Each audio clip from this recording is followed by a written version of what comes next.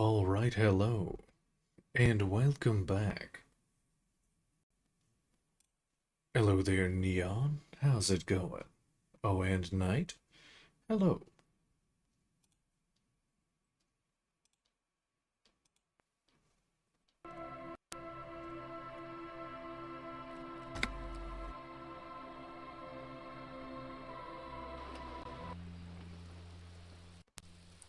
Let's see. Where did I leave off? Oh yeah, I think I can ask her for money now.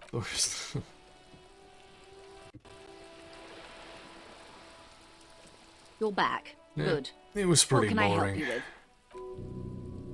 Oh wait, oh, she actually had something to say. Hold on. You're back, good. She looks at the ripples of the water's surface. What can I help you with? Not an umbrella, I hope. I don't, need one myself, you see.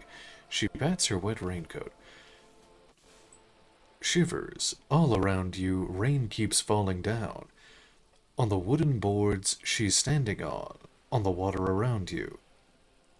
I could use a coat like that. The rain is freezing. Neither do I. Pat your similarly wet cloak. No need. Tell me something. Very rugged. Good choice. Now, I suspect you had questions. Nothing like talking to pass a rainy day. Am I right?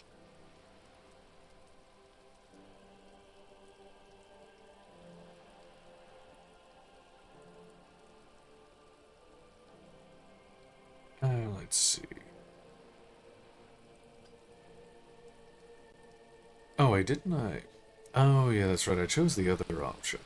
So I don't get any money from her, I guess. Oh, well.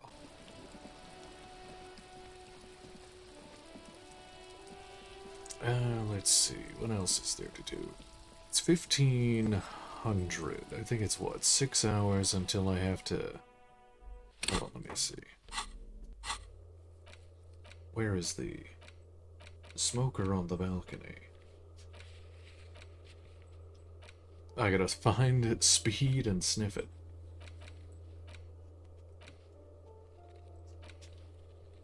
Tuesday, can't do that till tomorrow. Call back the next day.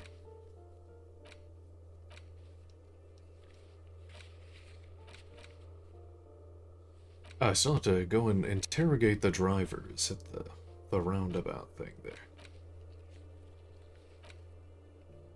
Okay, I have enough money for tonight. It's only 20. Let's see. Track down my badge. Can't do that till tomorrow either. Put the clothes in the trash. Oh, ask Kuno about the trash. Oh, I have to read the ledger and name the case. Guess I can do that. Let's see. What else was in here? Do you have Give me a anything else to moment. say? Have you questions about the Ask apartments? away, Ah, here we go. policeman. Do you know who lived, in the foreclosed apartment? The hell am I supposed to know? Another nut job, I assume. Half-Light. She really doesn't like those nut jobs. Bad blood there. Why is there a hole in the wall in the abandoned apartment? Some lunatic lost his mind. All kinds of morons pass through these halls. Let's see. Is one of the residents on a vacation? There's a mailbox. Their mailbox is overflowing. People come and go. I don't keep an eye on everyone. Illogic. They probably just moved or died, hopefully somewhere else. Who lives behind the padlocked door? Oh, that one is a scientist, a future scholar. Suddenly the old lady's face is beaming. I think he studies astrology at the community college. Education's good. I always tell them to study. Astrology. Something to do with all those stars around his door. He asked me to leave his drawings up on the wall. You mean the star and the antlers? I think that's the symbol of communism. The symbol of what now? Communism, you know, like in the World Revolution. You know, the one who support the working class against capital. It's an ideology, it has some noble aims, but it's also been used to justify terrible bloodshed. It's for loons who have no idea how economy works. It's a symbol of contributing to the demise of our noble state in the name of made up world of equality. Communism is a political ideology. I don't believe in equality. Never seen it work. What can you tell me about Cindy? The artiste? Nothing I can do about her, I'm afraid. She ruins the walls faster than I can clean them. Still, She leans on her broom. she leaves an old lady to her business. More than I can say for others. Alright, there we go. Let's see. Oh, I got a postcard. Boogie Street 46. This crumpled up postcard depicts an open-air market on Boogie Street. 5 years ago, a vendor smiles as dead roosters line his stalls, hung by their feet from canopy. Red blood flows from the muddy street. Blurry shadows of people pass.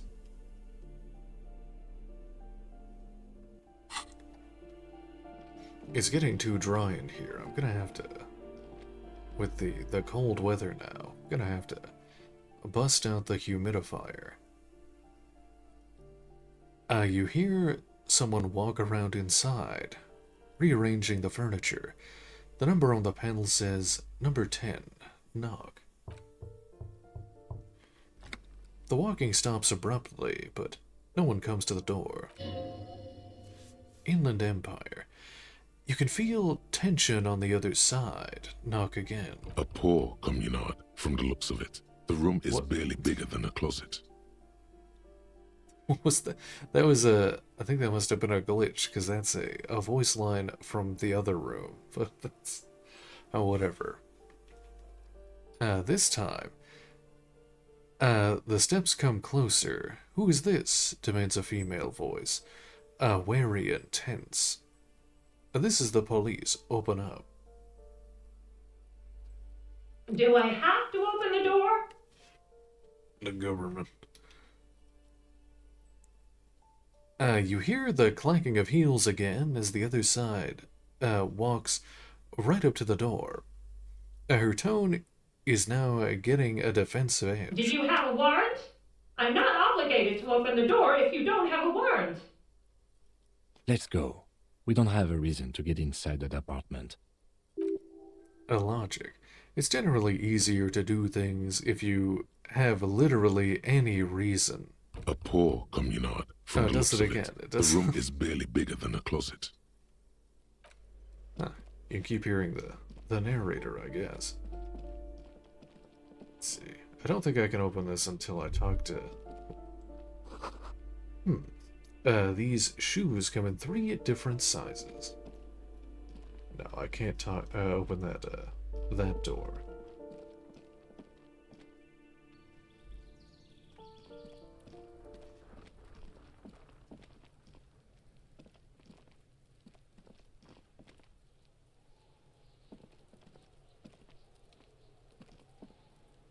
Oh, I have to walk all the way around. Oh wait, what's this?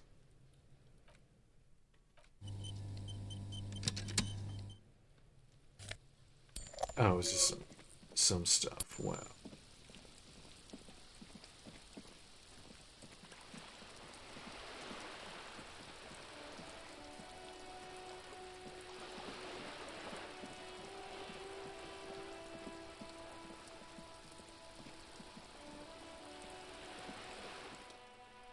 Coin-operated viewer.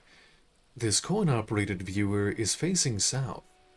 The instruction manual says to insert 25 centums and pull the handle while looking inside.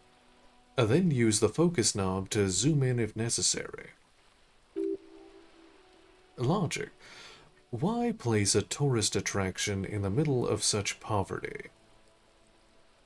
What's a tourist attraction doing here? There was a revitalization project in 49. A design studio tried restoring Martinez to its pre-war glory. It didn't stick.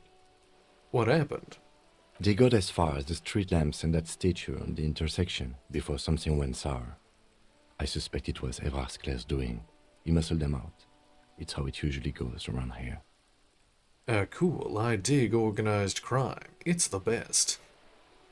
Can't we do something about it? Say nothing. Let's insert a coin. Your money disappears into the coin slot. A clunk. The ring of metal. Pull the handle and look inside. The curtains on the display open. You lean in to catch the view. It's blurry, different blues and greens. In the middle of the shimmer stands a drab gray shape, like a ghost. Turn the knob to focus your vision. The lenses shift. The ghost sharpens into an islet in the bay. In the ruins, a man-made structure is visible, a half-sunken sea fort. Its concrete almost reconquered by nature. It looks as if it was abandoned quite some time ago. Nothing but a rotten tooth remains of the anti-aircraft tower. A lonely birch tree grows out of it. There are ruins of some kind of building there. Really? I don't have the eyesight to make it out. The lieutenant takes off his glasses and cleans them.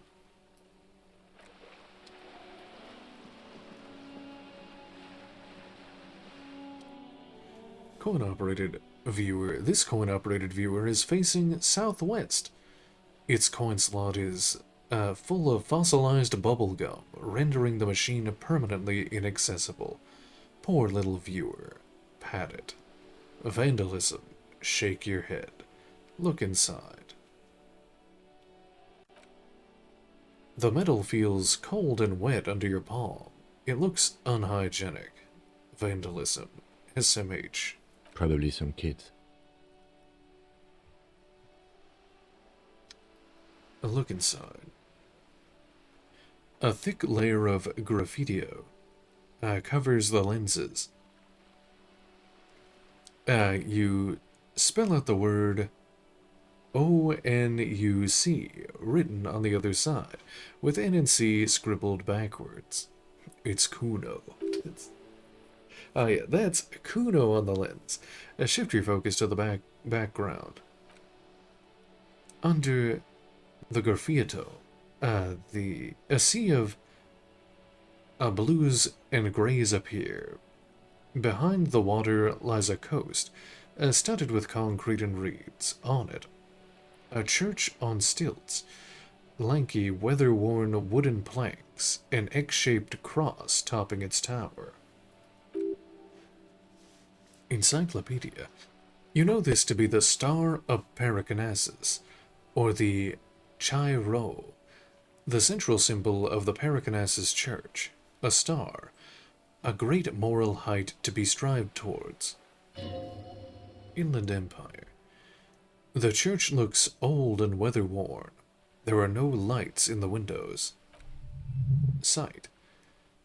Around the large wooden building, you see chunks of sea ice gathering on the beach, and a small tent set up on the ice.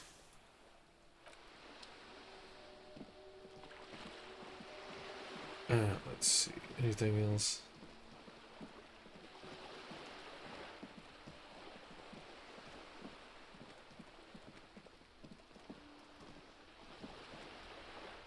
Because I can't look at that one.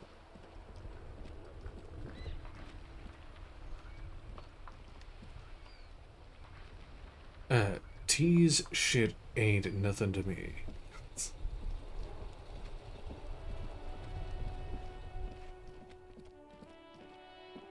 Oh, I don't think I ever did the visual calculus thing for this. Where's my...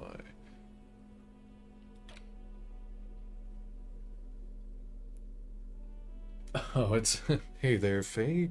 How's it going? It's going pretty good. We haven't gotten to the closeted part yet. That comes on the next day.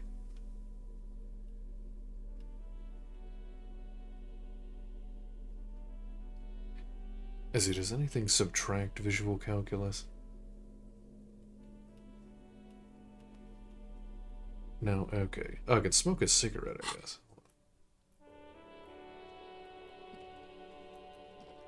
No, my smokes. Sometimes it doesn't. You have to, like, unequip and re-equip it.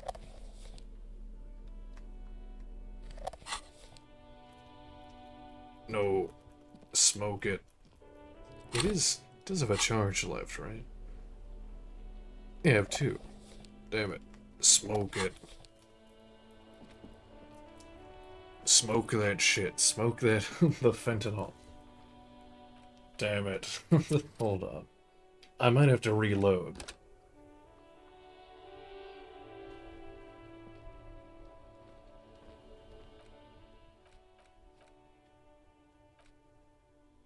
Oh no.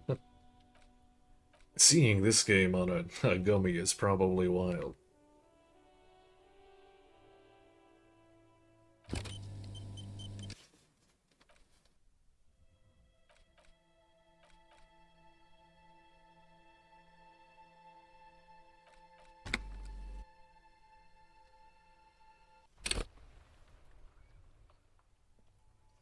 Oh, maybe it is a once it. Oh yeah, that's right. I forget if I did it already?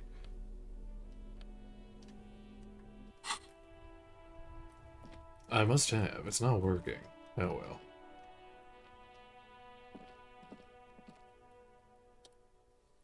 I don't remember using it for anything. Alright, perception sight. You see the tire tracks in the brown slush that covers the plaza mosaic. Why am I looking at this?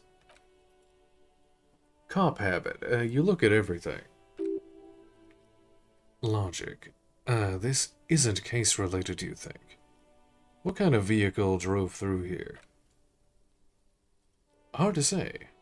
Here, visual calculus 72%. Reconstruct the movement. A success.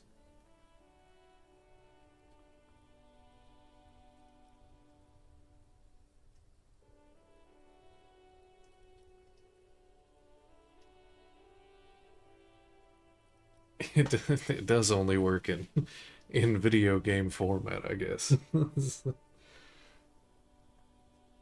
A true masterpiece.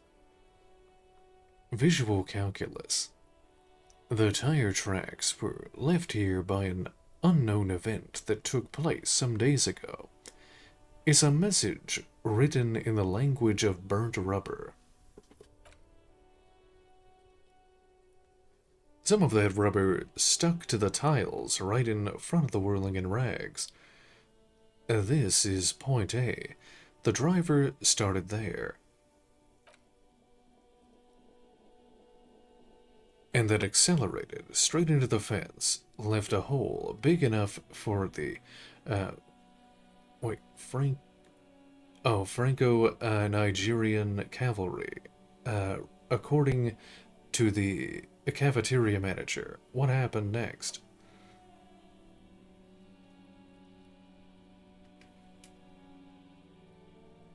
The driver proceeded back out of the yard, barely stopped before hitting the adjacent building, before heading south. Must have been in a hurry. A car drove through the fence. Is this connected to the case? You are correct. This is a rather motor carriage-friendly city. Are you... Oh, yeah. Inland Empire. Somehow that makes you feel scared. You don't know why. Is this connected to the case? I'm not sure. There are plenty of traffic accidents waiting to happen in Martinez. With a jam right here on the roundabout. I would keep them separate.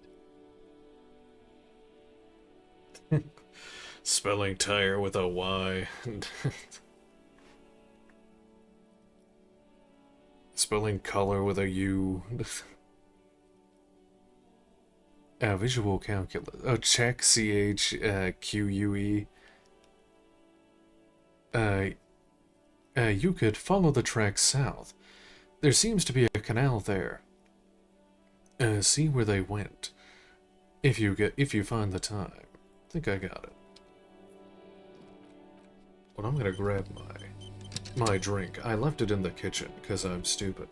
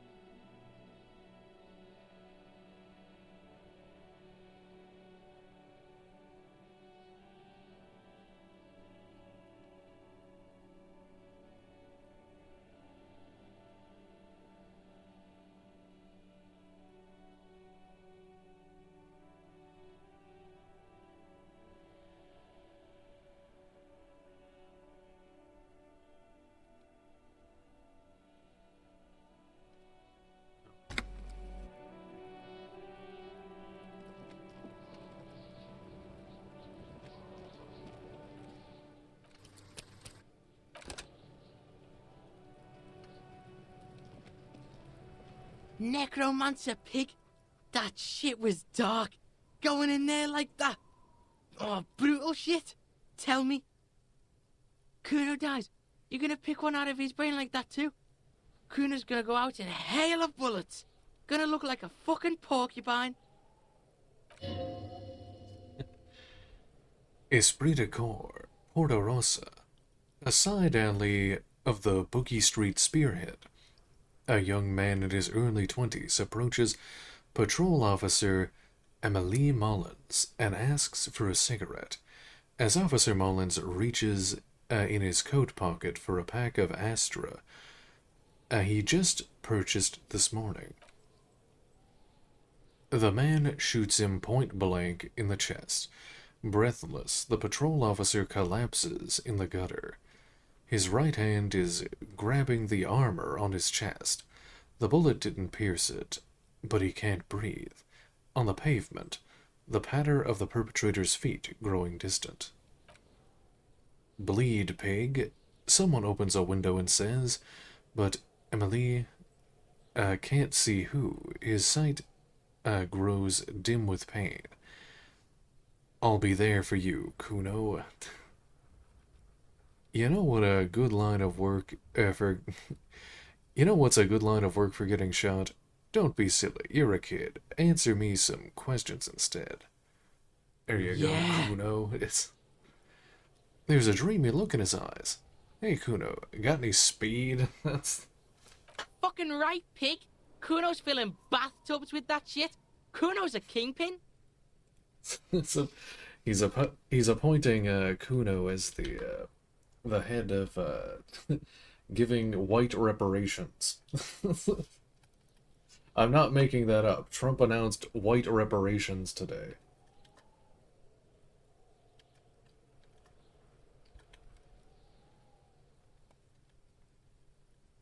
No.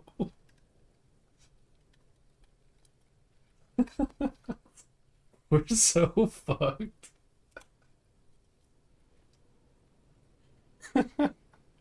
Anyway. Fucking right, a pig. Kuno's full of bathtubs of shit. Kuno's a kingpin. Can I have some? Just a little. You're yanking my chain, aren't you, kid? Fuck no, pig. Kuno ain't dealing to the popo. Not doing the pork pen for your sad speed habit. You don't know Kuno. Oh, fuck. I dropped my phone.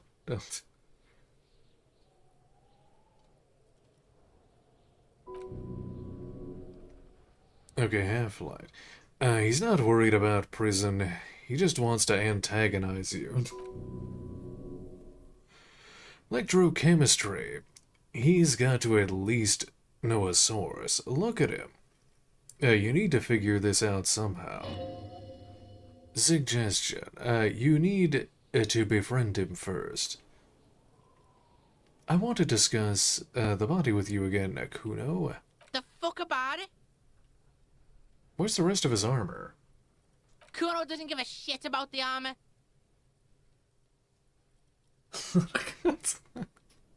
No, it's not. It's not helping the high. Back to Kuno. How can see Kuno all a gummy? Kuno doesn't give a shit about the armor. How come? That fucking had one thing majorly wrong with him. He's a fucking mutant. A mutant? Do you remember how he looked? Fucking growth hormone shit. He's a giant. The armor's too big for any man. Kuno doesn't give a shit about that freak armor. Kuno threw that shit away. He drills his temples with his fingers in some strange aggressive gesture. Physical instrument.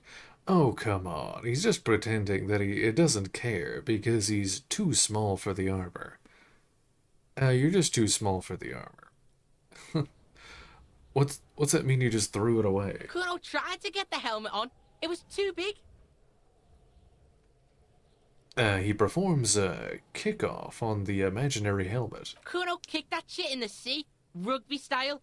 That shit means nothing to Kuno. You're just too small for the armor. Get the fuck out of here trying to fuck on me with that midget shit. Kuno's 12. He's huge. He squints at you. What are you? Fucking 80.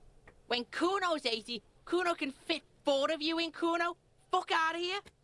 Trying to fuck on Kuno. Fuck out of here. You threw it in the sea? Yeah? That shit means nothing to Kuno.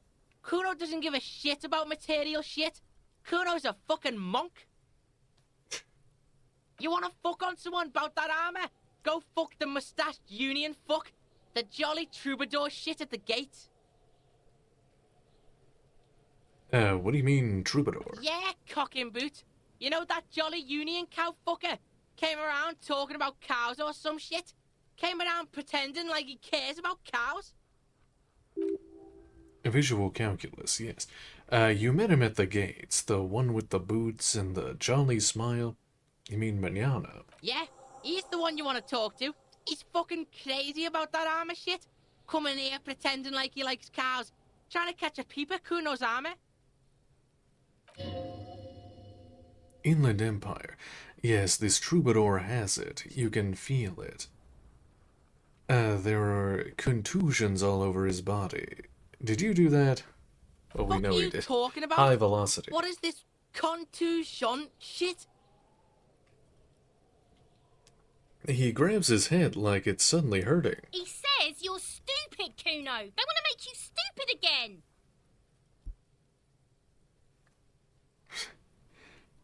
A contusion is a bruise. I'm talking about the marks, your stones left on the corpse. Yes, that's what I'm saying. You're stupid. I hate words too. Let's back up. Words are fucking shit. Make you stupid. Kuno's got his own words now. Kuno words. Logic. Has Kuno been to some kind of school? Probably a school for children with behavioral difficulties. Kuno, shouldn't you be at school or something? I have behavioral difficulties too. Better not to mention it. Watch out, Kuno. He's trying to relate to you. Kuno doesn't give a shit about your handicap. Get a wheelchair or something. Kuno doesn't care.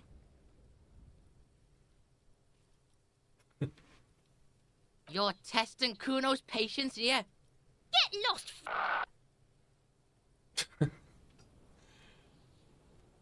Let's see. The crime scene. Let's see. The crime scene. The kingdom of Kuno. The fuck do you want with it? Let's see. The dead man's clothes were in the trash container. Point to the trash. How'd they get there? Yeah, Kuno doesn't know shit about that. That shit is beneath Kuno. I need to know. It could lead, it could be a lead in the investigation. Someone may have tampered with the murder scene. Listen, listen. Kuno doesn't care about this small-time shit. Just listen. Kuno saw what you did there, dumpster diving. Sad shit. Kuna, he doesn't care. Kuno could hook you up with some sweet rags. Shit like Kuno's wearing. Your size, good price. 500 real. 500 real. You'd have to be blind not to notice the giant white letters FALN running down his trouser leg. Wait, I asked you what happened to his clothes. You must have seen them laying around. Alright, entertain me. What's so great about those pants? No, Kuno, you don't know anything about the tampering. I'm investigating, and I already have pants. Pig, these are found modulars. Liquid fit, performance crotch, urban survival shit. Made in Mirova by scientists. Pants scientists. Believe it, you need this shit. He unzips his jacket to give you a quick peek at the plastic-wrapped pants. They are graphic black and look brand new. Savoir-faire. Those could drastically improve your chances of survival in the urban wilderness. Physical instrument. Coach Physical Instrument endorses those pants. They are tartan ready. Conceptualization. They will also make you into an idiot. But I asked you what happened to his clothes. Look, Kuno ain't seen shit lying around. Except for that you took away. Now you want performance gear or not, Grandpa? The lieutenant remained silent, but his expression couldn't say, "I told you so," any louder. I might be interested in the pants. Let's talk about this later. Alright, Pickle. Shit's rolling. Don't do business with the pig, Kuno. He's gonna steal all your money, Kuno. As you can see, Kuno and C don't trust you. Can't do business without trust.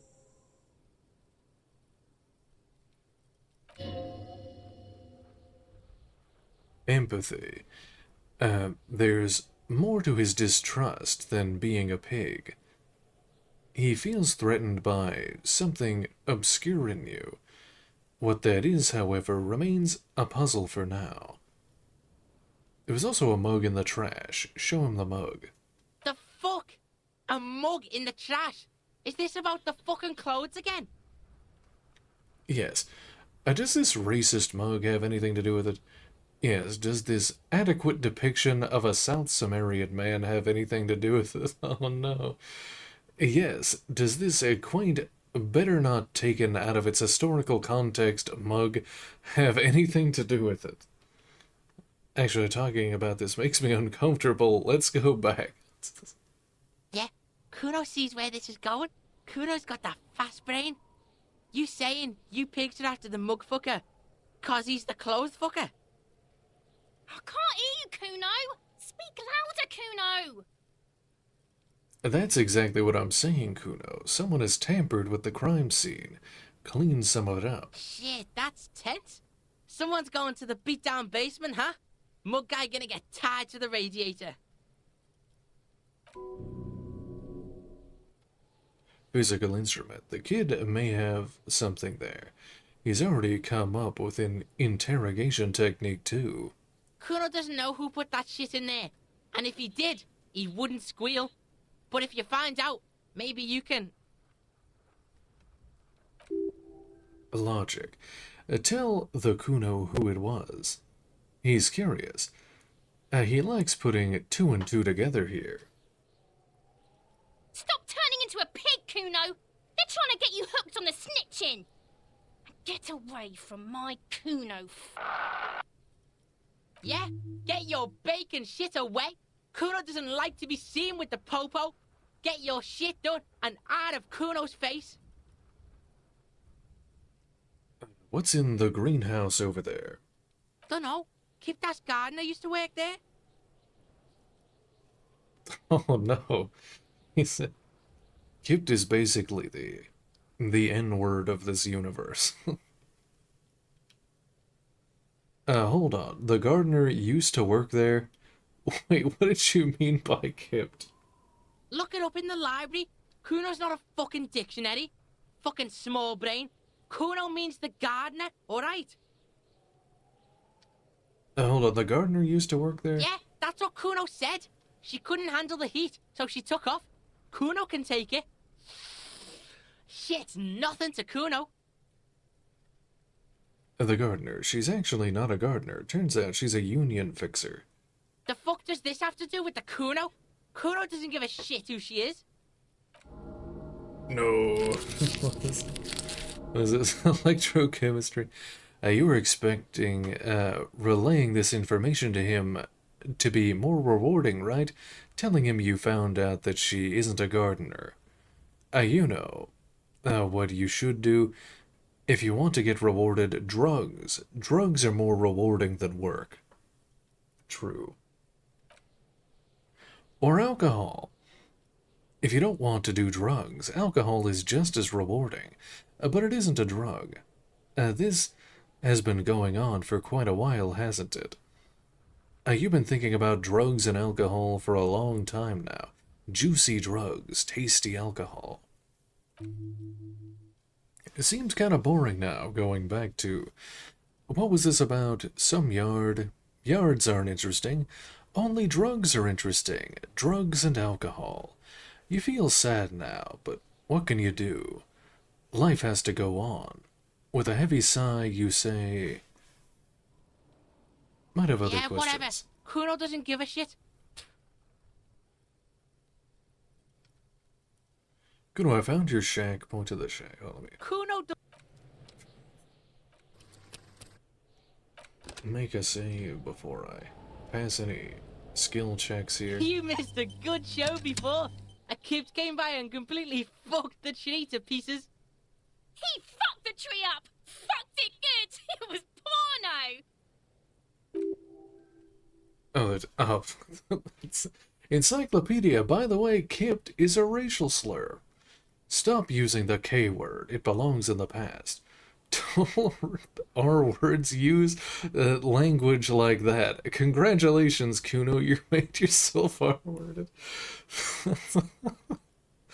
Oh yeah, kids. Not an approval.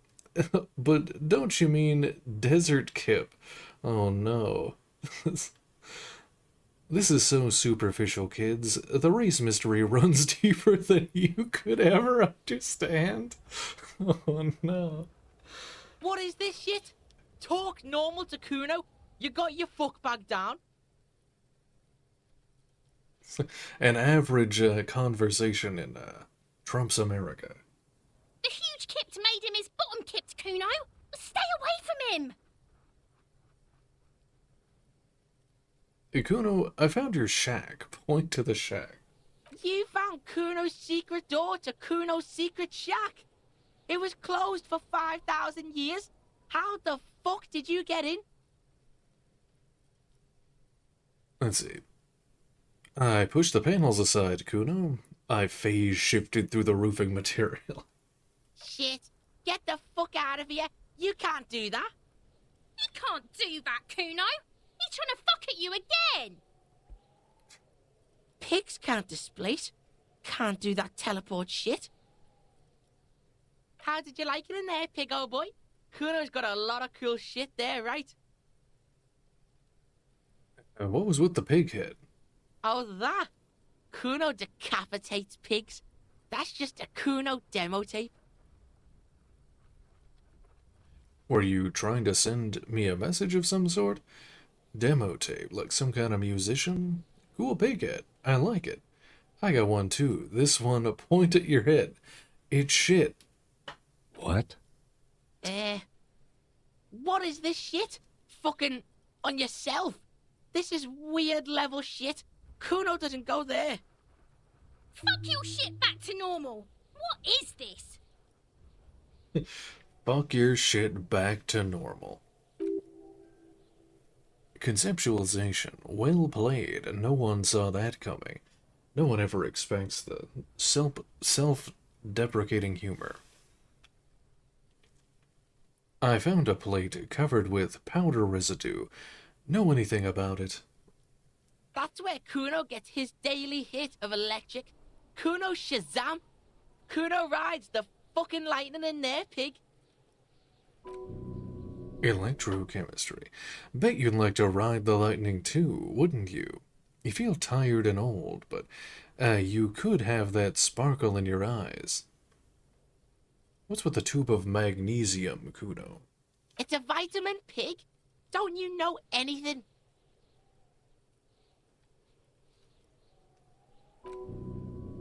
Let's see, he looks at you like you just pointed at the sun and asked what it was. Endurance. Failed. You could use some. It's magnesium, right? Yeah, it's the mag. You fucking need that shit to stay on top of your game. Kuno goes through like a tube a day, rips mag like a motherfucker, and you could use a bottle. Oh, don't teach him, Kuno! He's gonna use it against you, Kuno! I've done so much magnesium. I know all about magnesium. I rock it all the time. You're not getting this, pig. It completely takes away the hangover. It's like you didn't do anything. Like you stayed home playing with your choo-choo. He looks at you, eyes bulging. Fuck you, pig! Don't do mag! You're gonna OD and you're gonna fucking die! I've heard Good enough call, of this. Pigmeister. Don't come and talk to Kuno about his kingdom. The fuck Something. do you want? No, Good call, Pigmeister. Don't come let's and see. talk Figure to out Kuno what's about going his on kingdom. with this kid. +3. Saw you find the bullet. -1. Kuno dominated you. No. Let's see. Well, I have to pass that, but it's an empathy check. Kuno 28%. doesn't fucking care.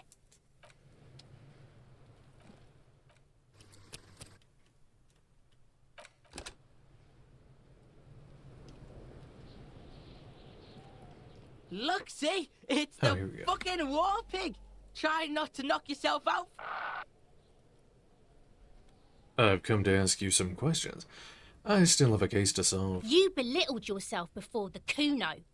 Now you must seek his forgiveness. Look, you're on my crime scene. I can't have uncooperative civilians here. Look, play along. I want to make this right with Kuno. Make amends. Fucking what pig? Amends, Kuno. I was wrong to try to hit you. I'm sorry. You're a cool dude. Let's just bury the hatchet, okay? I may not look like it, but you may not look like it, but you may have vital information. Cool what? What the fuck is wrong with you? I think you broke his brain when you fucked him up, Kuno. You better come up with a way to make Kuno forget you tried to fucking hit him, piggo. Check out this bizarre drug I found. Show him the Paradol, Periodon. Whatever it is. I'm gonna give the let's rip some tar, Kuno. Hold out a pack of cigarettes. I don't have anything. What can I offer you, Kuno? Whatever then. Let's give the kid the some experimental radiation drug thing. No, you don't. No one is checking out anything. Put that away. No, Kim. Let me give the child the experimental drug. Bitches slapping each other, fighting for Kuno's attention. Kuno likes this pole dancing shit, but it's not good enough. Authority. Kim is never going to be okay with you handing something like this off to a minor. This plan is either off the table or you need to do it when he's not around. Check out this bizarre... Oh, I could give it to him later tonight. Oh, wait, no, I think they go away. I'd have to, like, just make him leave. Yeah, whatever. Let's rip some tar. Can I give him some cigarettes? Put it away. No. The information here isn't worth it. Okay. Back off, fuck eyes. Kuno is a man. Kuno can smoke if he wants. Let's see, esprit de corps. The lieutenant doesn't like this. It may be less destructive to your working relationship to just come back alone later. See, Kim, Kuno is a big boy. We may need his help. Who knows what he knows? You're right. I shouldn't give smokes to a kid. Man! Man. Okay, man. Kuno is a man, and men smoke. You want this? Shake the pack of cigarettes at the boy. Okay, Porkson. Tar keeps Kuno sharp. Oh, I Helps actually Kuno gave think. it to him. Kuno likes that brain boost shit. We're cool now, but don't be pulling this shit on Kuno, or Kuno's gonna have to beat the shit out of you again. Conceptualization, historical revisionism has taken place. Kuno doesn't fucking care.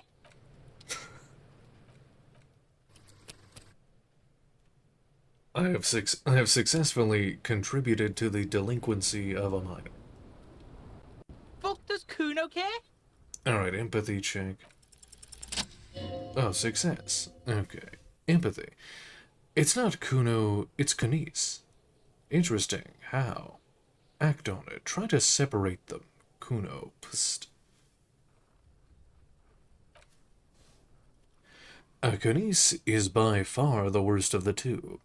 Kuno has no problem being near you, but the other hides behind the fence, afraid for her life, like she's done something very bad. As she came up with that psychopathic scheme of screaming for help before, Kuno just wanted to talk to you about his name. Kanice was the one who wound him up and directed him. All in all, Kuno respects madness. You cannot hope to outdo her on that front. You must win yourself a few minutes with him alone. Kuno, psst. Fuck you whispering about? He whispers back. Empathy. He's whispering too. He's going with it, but watch what happens. Fuck you whispering about! If Kuno wants to whisper, he's gonna fucking whisper, okay? Let's whisper, pig. And this is it. You've got him.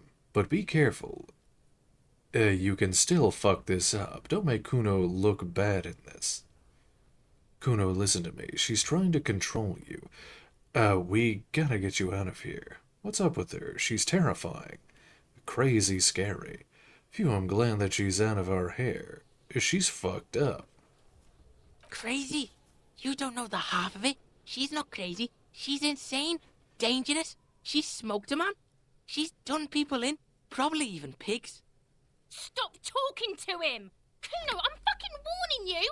You're gonna get us into shit! She understands what you're trying to do. Yo, see? Did Kuno not tell ya? Kuno told ya. Kuno talks to whoever he wants. Talk, pig. Kuno's got it under control. He hunches down again. You did it. They're separated. He's even turned his back to her, so she can't read his lips. What do you mean she smoked someone? Kuno means she killed someone. That's right. She's a killer. Like, actually a killer. Sight, his little green eyes are fixed on yours. Really? Isn't she too small to overpower someone? You serious about this killing business? What if she has, Kudo? That would explain things. Killing is serious shit. Kuno's always serious about the 488. She's probably killed a pig too. I mean, I'm pretty sure she has. Come on, she hasn't killed police officers. Okay, how many cops has she killed then? Forget Kuno said that. Kuno was just shitting. Kuno was just running his mouth. Kuno's stupid like that. He feels his eyes on the back of his head and stops. Logic. A cop would be too large for her to overpower, but a determined child of her size can still kill the vulnerable, the elderly, the homeless, or other children. The creature peers at you, both from over the fence. There is something searching in her eyes. Half-life. Fear. Kuno, do you think it's possible that she killed other children? Do you think that she has anything to do with the dead man? You said she's insane? What's that language she uses? Napakiyumpi? Fagari? Is she your sister? Kuno falls silent. He does not look at you when he replies. Kuno, that's what Kuno is starting to think, yeah. Calls her a creature? You said she's insane? Yeah, she's psycho. None of that kiddie psycho, cat burning shit. She does the real deal. Whoa. What's the real deal? Let's leave it at that. Snuff radio shit. Believe me, pig, you don't want to know. What's that language she uses? Fuck knows. She says it's the song of her people or some shit. What people? Crazy people. The fucking Nakis. I don't know. Is she your sister? Fuck no, she's not my sister. She's just a stray who got in. Like a mad dog or some shit. A stray? Yeah, she was just there. He points at the apartment building behind the fence. What was that, Kuno? The little one twists her neck, looking at the building. She was in the hallway, dripping wet, by the fucking shoe rack, in the dark. That hallway there, with the janitor's closet, point? Yeah, that's the place. She was just balled up near the closet, psycho style. Why was she dripping wet? Kuno's got no fucking idea. Her hair was all wet. I think she pissed on the floor too. She was there for 3 days, in the corner, every time Kuno went out. You said she got in? How? I dunno. Someone left the door open. Kuno comes home and she's sleeping under the desk, under the pile of clothes, like a dog. What about your parents? Kuno's dad doesn't give a shit. Doesn't even see her there, or thinks it's fucking Kuno. Shit's all on Kuno. Think she had anything to do with the dead man? She would have liked to fuck him up, but she didn't. Kuno wasn't around, and C was with Kuno. Where were you? Look, Kuno's gonna put you at ease. We didn't do it. Drama. He speaks the truth, my liege. How are you dealing with all of this? How's Kuno dealing? Kuno's dealing just fine. He doesn't need you fucking with any of it. C doesn't either. Kuno's got this shit under control. He spits through that gap in front of his teeth. She needs professional help. You can't do this alone.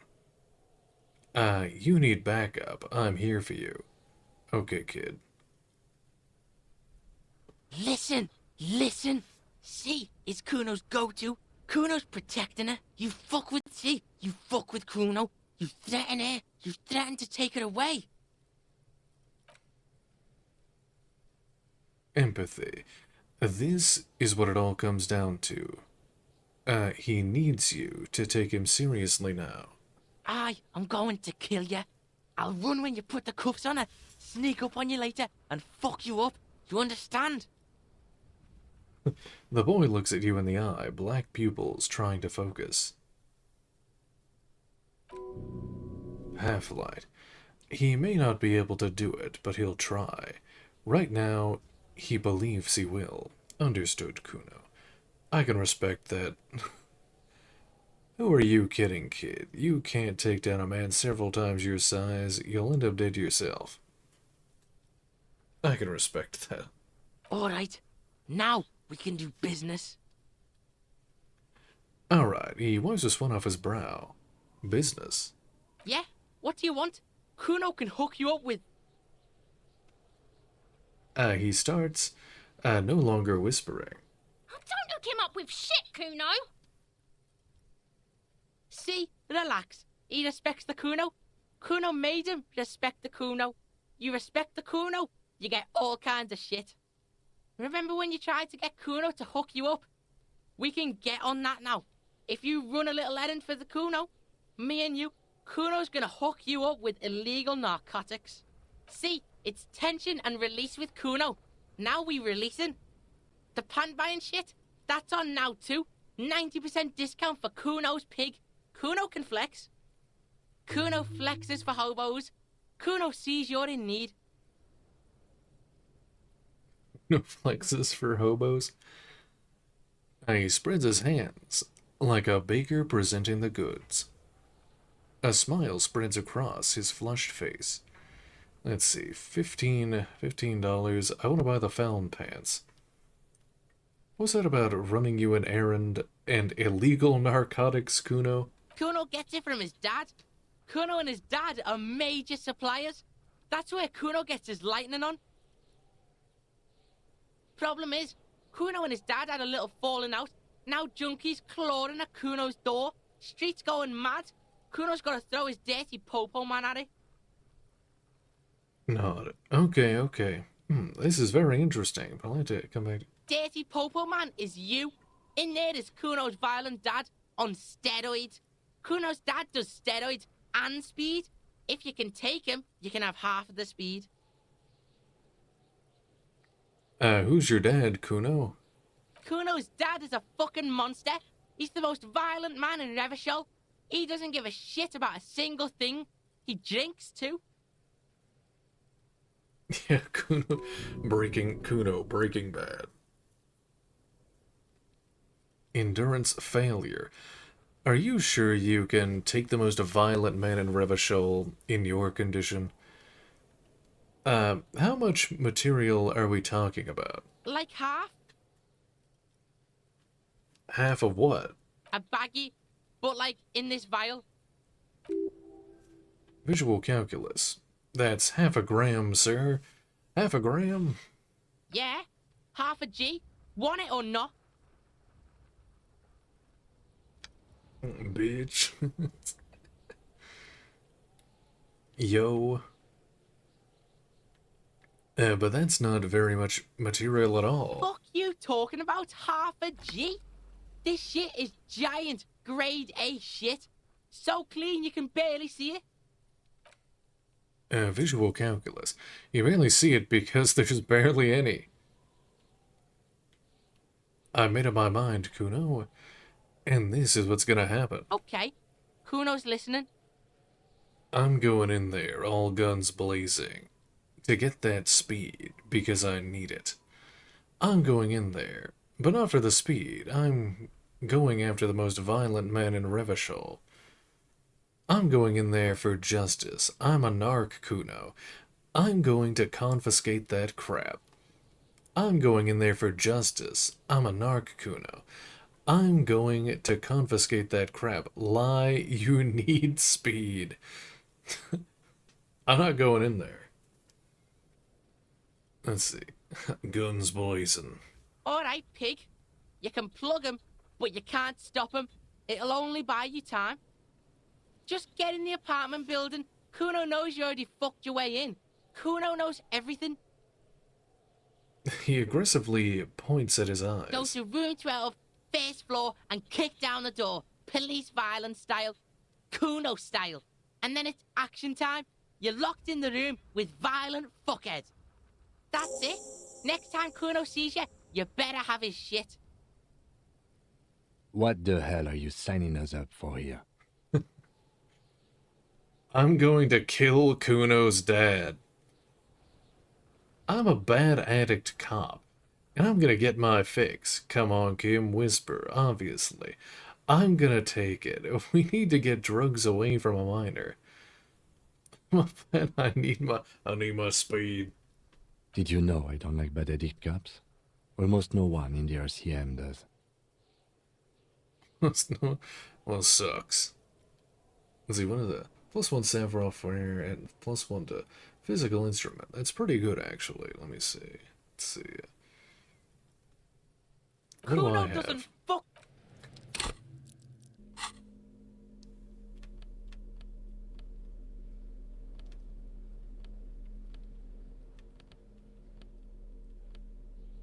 There. +1 electrochemistry. God ass. Oh yeah, it's the god ass pants. No, I'll keep those.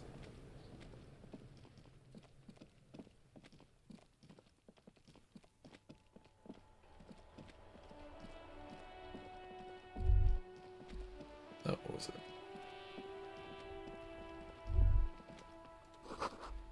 it? The book is titled Men from Hemdall and the Wild Fire.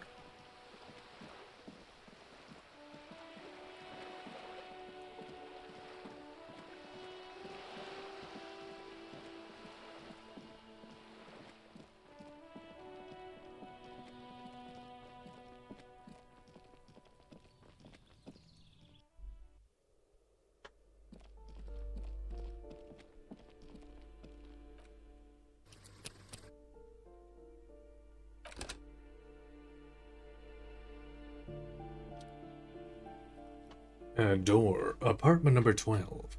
A shabby door hangs oddly on its hinges, secured to the door frame with a safety chain. An unpaid energy bill is attached, threatening to cut off the electricity. It's addressed to Mr. Uno de Reuter. Electrochemistry. Your heartbeat quickens, palms go sweaty. The siren of amphetamine is singing you her song. Looks like we found where Kuno's dad lives. Point to the bill on the door. Knock lightly. Interfacing, use the chain cutters. Let's see. And the place comes with 3 months' worth of utility bills. Knock lightly. No response. Sight. The apartment numbers have fallen off the door, leaving the panel with a sticky 1 taped shadow and a marker drawn 2. A half-light. Nothing happens. It must be an ambush. Let's get your adrenaline pumping, just in case. Interfacing. You'll need to equip the chain cutters to, enter. Snip right through the metal. Well, I have to actually equip them.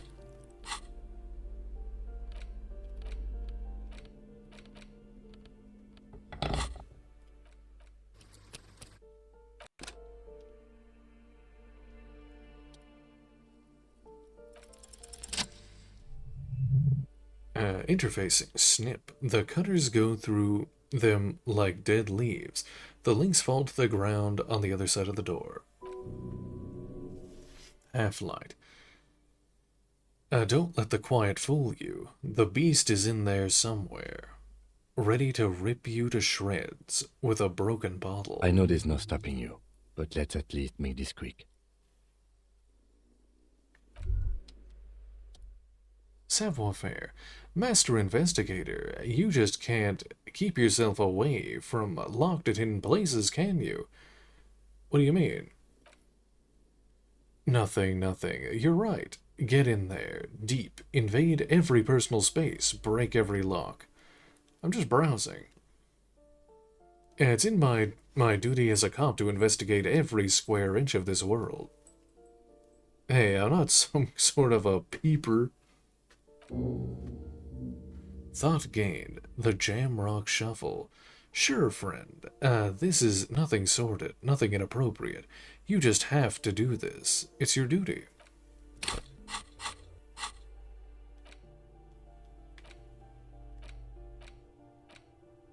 Wait, how long for the remote viewers? An hour and a half. The Jam Rock Shuffle. -1 esprit de corps, confusing behavior. By now it's clear that you like to look inside containers. You like to open doors to see what's behind them. Maybe secrets, maybe more juicy containers. Let's be honest.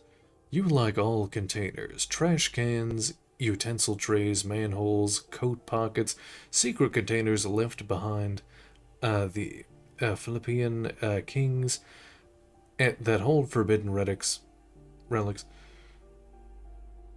Okay, you haven't come across one of those yet, but one day. Wait. Is that why you're so hell-bent on opening containers? Do you think that you'll find the holy scepter of the Orb de Monagi?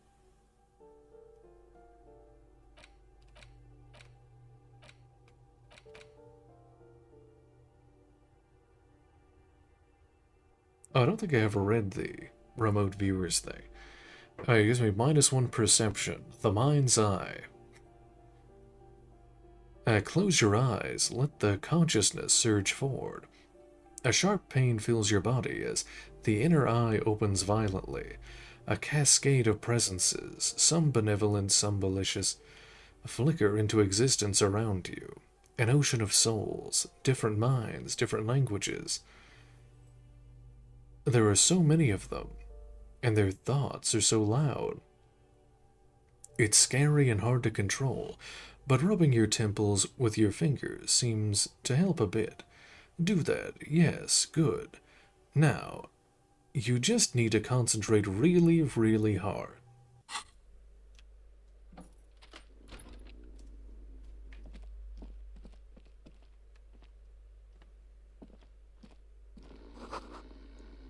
Glossy Erotica covers the wall wrinkled from moisture.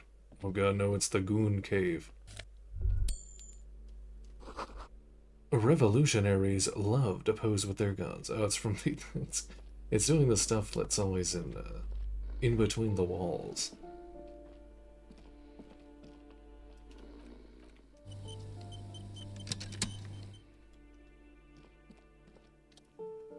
A writing desk. A phone book lies open on the table, covering a stack of utility bills. Right next to it, in plain sight, sits a small bottle of amphetamine, conveniently equipped with a straw. Electrochemistry. Score. It's right there, baby. Today's your lucky day. Lieutenant, I've located these psychoactive substances on the table. Take the speed from the table. Good. Confiscate it. Up my nose. Esprit de corps. The minuscule amount of amphetamine doesn't interest the lieutenant in the slightest. He listens, instead, to something in the other room. Take the speed. Welcome back. You pocket the bottle as if it were the most natural thing in the world. Electrochemistry. Don't wait, celebrate. Blast that shit right here. Take inventory of it once this boring table shit is done. Half-light. Blast it before you face the beast. The Reuter. You're going to need the encouragement.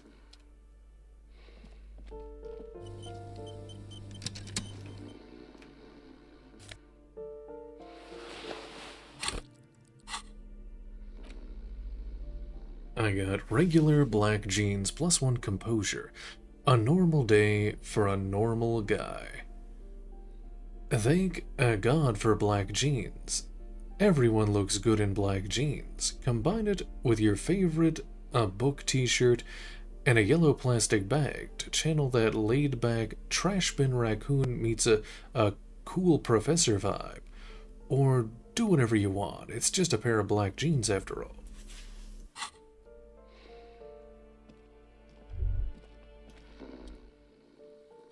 A pile of clothes. A bundle of clothes heaped on the bed. A stained parka, some towels, and a duvet. Some socks even.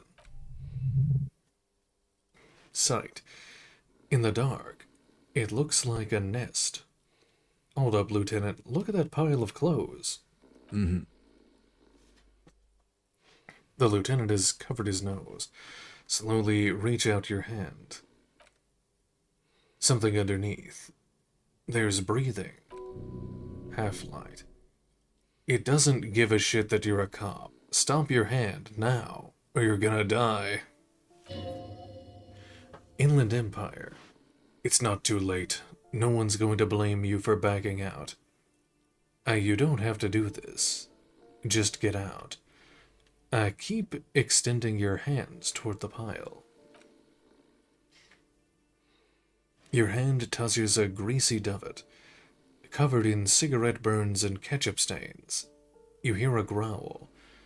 There's something alive underneath it. Pull the blanket off. You see a 60-year-old, fat, red-headed man passed out from large amounts of alcohol, and God knows what else. The smell of shit rises from his mouth. You don't have to take him down. He's already down. Kim, is this thing even alive? Is this Kuno's father we're seeing? Maybe we should help him somehow. Whisper. I took your amphetamines, old man. Silence. Only the heat emanates from the sleeping body. Electrochemistry? He wouldn't be too thrilled to learn you stole his stash. It was the last thing keeping him functional. This thing even alive? I'm afraid it is.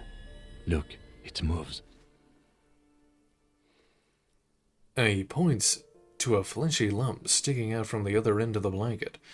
The limb seems to be twitching from time to time. Sight.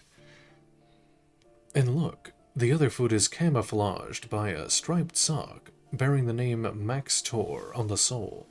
3 toes are poking out of a hole. Kuno's dad. A groan rises from the man's throat, dry like a death rattle. He's trying to say something in his sleep. Is this Kuno's father we're seeing? Well, judging by the color of his hair, I would say yes, it is. The lieutenant's right. The man's unwashed hair bears a familiar ginger tone. Even the hair on his chest is coppery. The light from the window falls into his half-open eyes.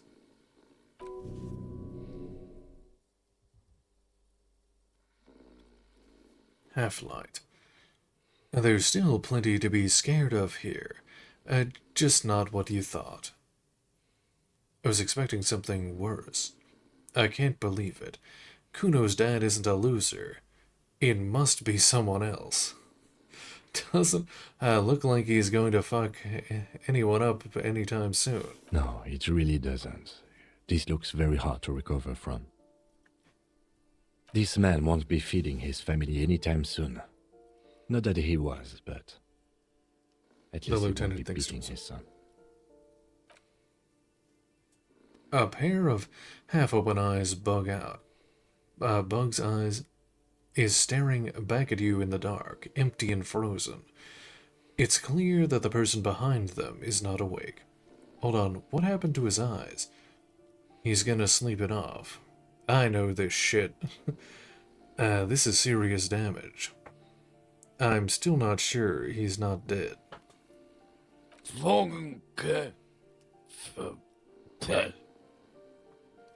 Suddenly, the man starts growling. 3 words manage to escape his mouth, along with a strong stench of alcohol. Look, he's trying to communicate. Maybe we should help him somehow. What is there to do? We could turn him on his side so he doesn't choke on his own vomit, but he's already on his side. Excellent form. Poor guy. Not... We could take him to Remedy or Saint-Baptiste, but he doesn't have money for medical services. The almshouse would turn him down. They don't do charity for people who are trying to kill themselves. Besides, he'll be dead in a few. The lieutenant stops, listening to him. The pile of blankets grunts miserably.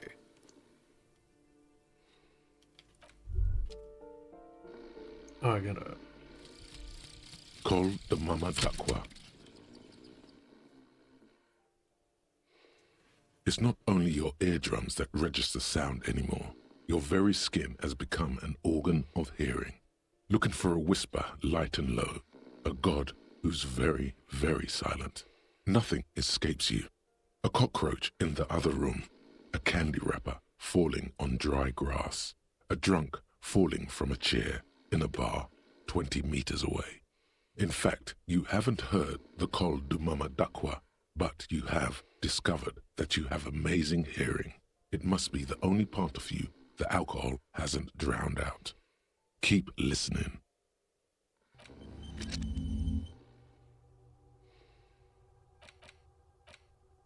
Oh, okay, cool. It gave me +3 perception. Golden ear. -1 encyclopedia. No room for anything else.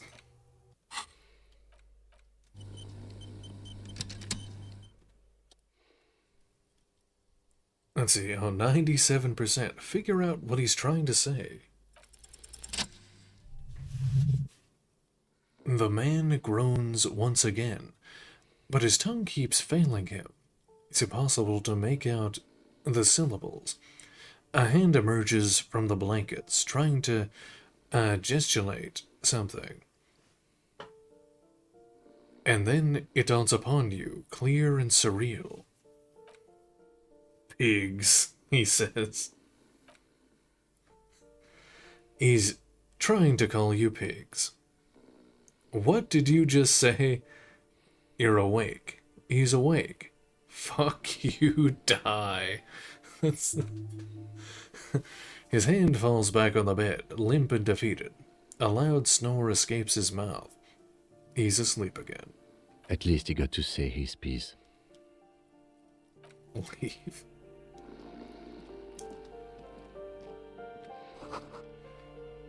Kuno de Reuter is the name on unfinished homework.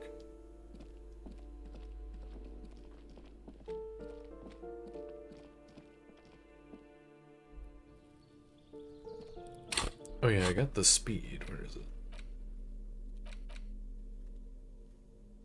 Speed. +1 motorics, -1 morale. How convenient. Someone has equipped this tiny bottle of amphetamines with a straw. It's the lorryman's speed on the go.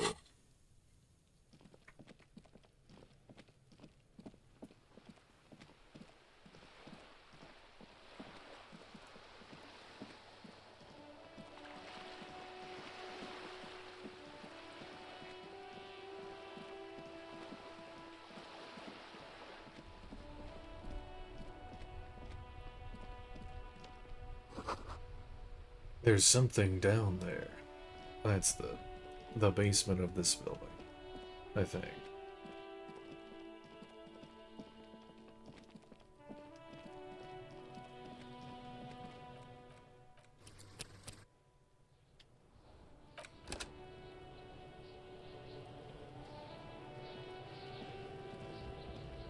Fuck does Kuno care?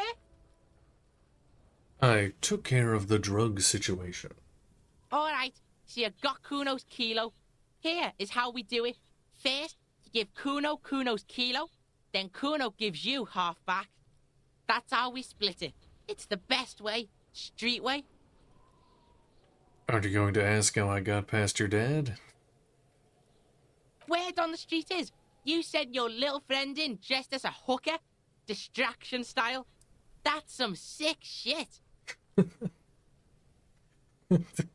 He nods approvingly at the lieutenant. Not a single muscle moves on the lieutenant's face. Kuno wants to hear all about it, but first we split the kilo, then we shoot the shit. By kilo you mean gram, right? Kuno knows what Kuno means. Alright, fair's fair. Give Kuno the vial. I'm keeping it. You don't need more drugs. You're 12. Don't give it to Kuno. I'm keeping it, and I'm doing it all myself. Don't give it to Kuno. I'm not ready to make this decision. There you go. Wow, that's heavy. He waves the minuscule bottle around, then slips it into his coat pocket. There you go. More than half in there. Kuno's fucking honourable like that.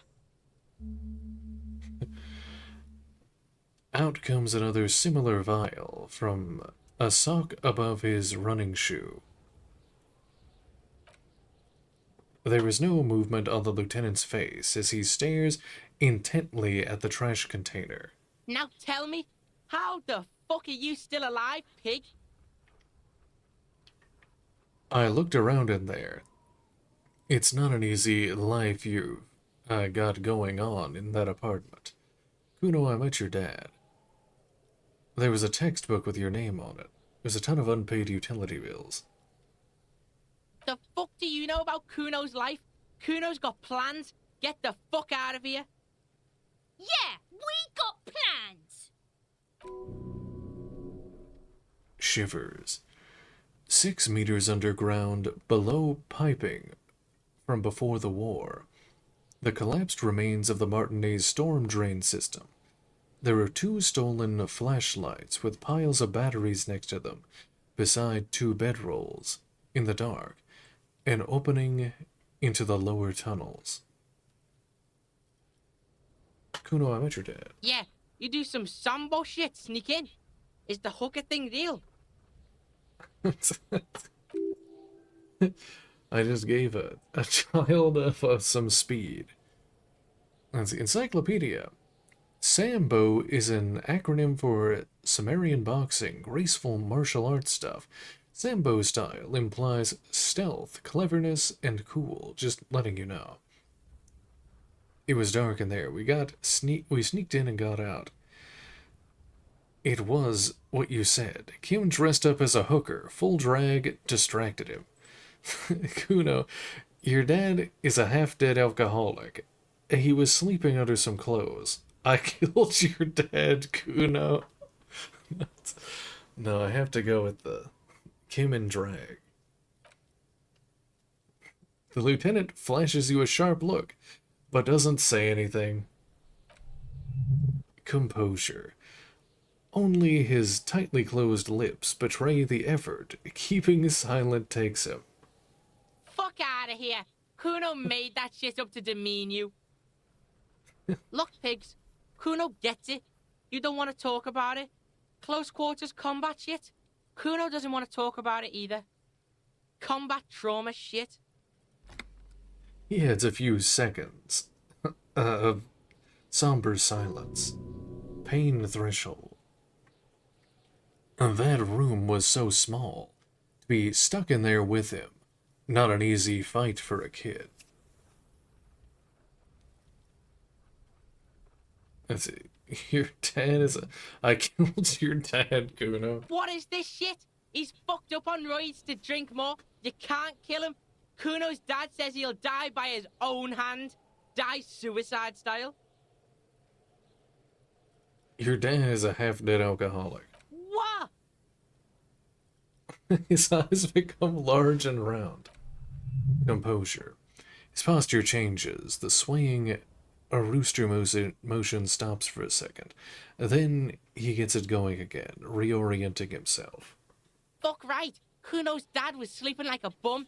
Kuno told ya. Kuno's dad doesn't give a shit about anything. Fucking breaking and entering shit. That's nothing to Kuno's dad.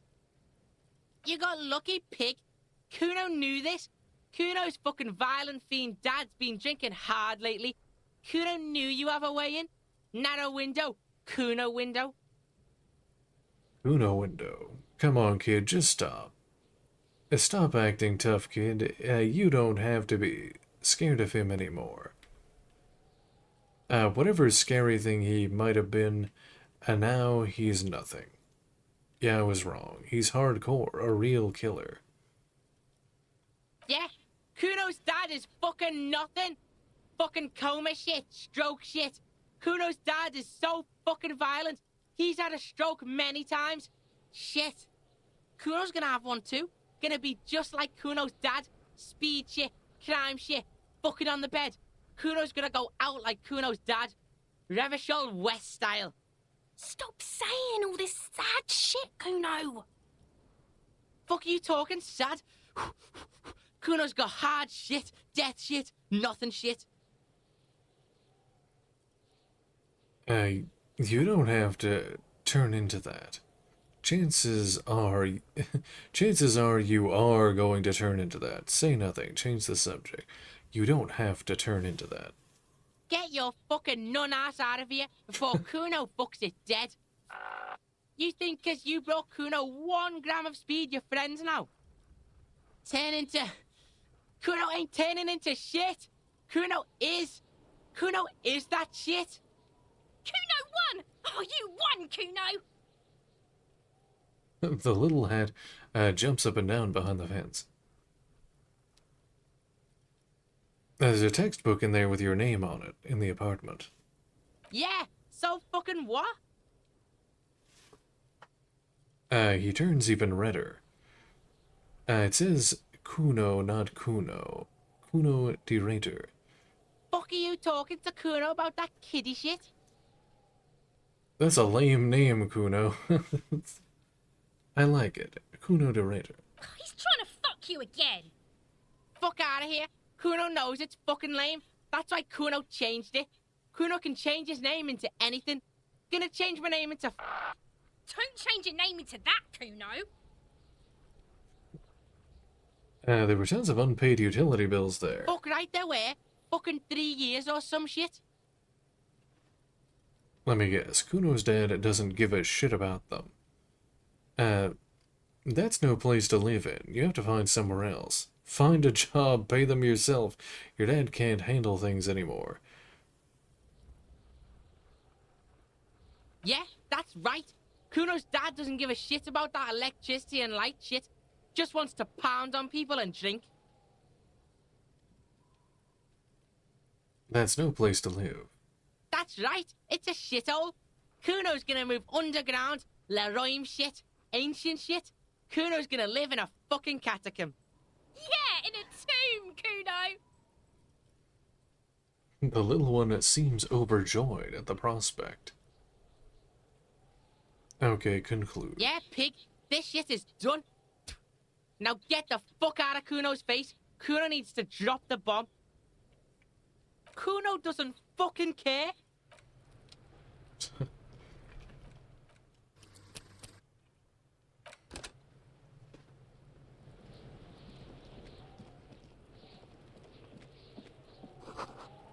As the kids' ladder's rickety, but still climbable. Anything else around here? Oh. The sound of melting snow dripping off the roof. It's strange.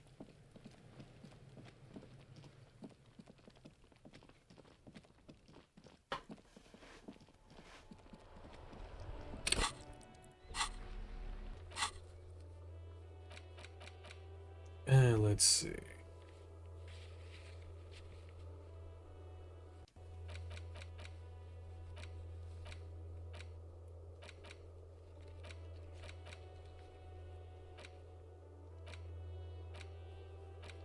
Okay, that's it. 2100, another.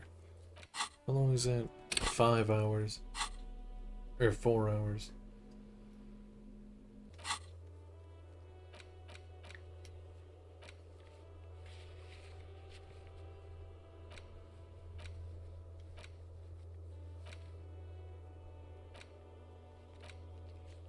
Oh, I have to talk to the drivers.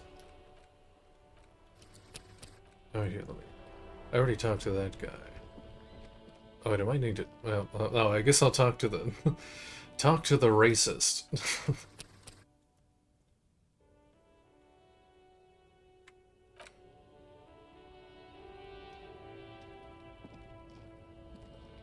Welcome to Revachol.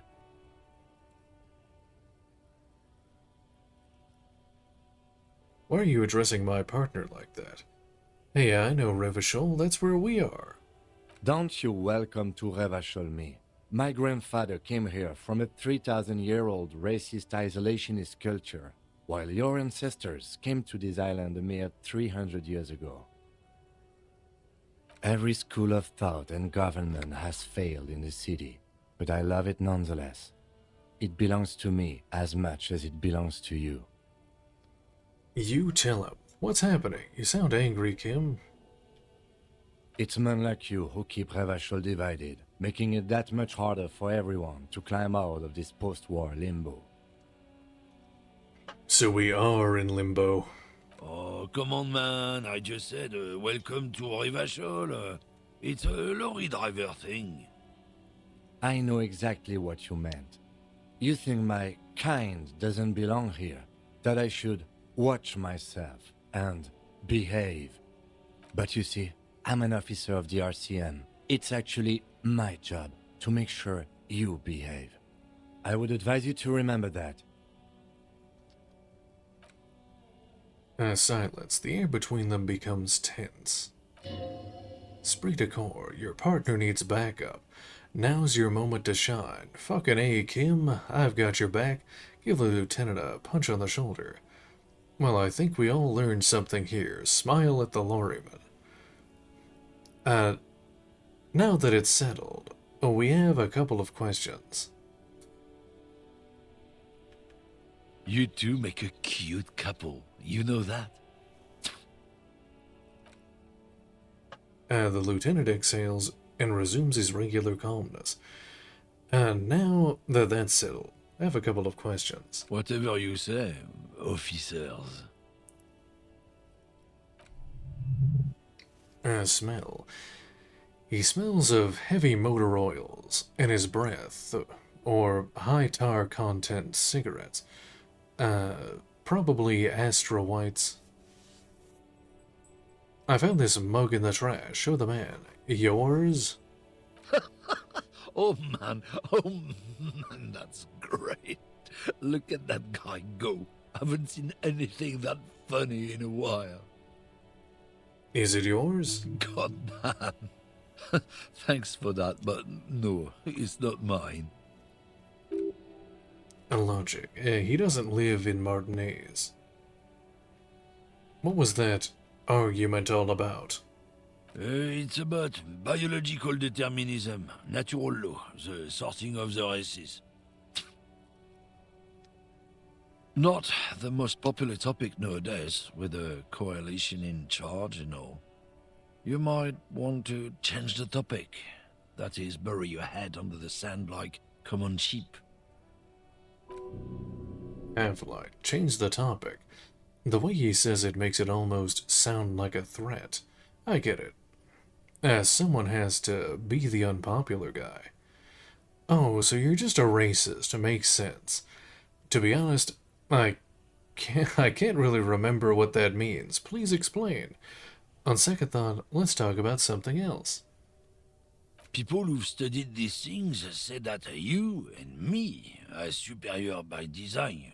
So, naturally, we Occidentals should be in charge. Obviously, you can see the merits in that. Okay, what else have you thought up?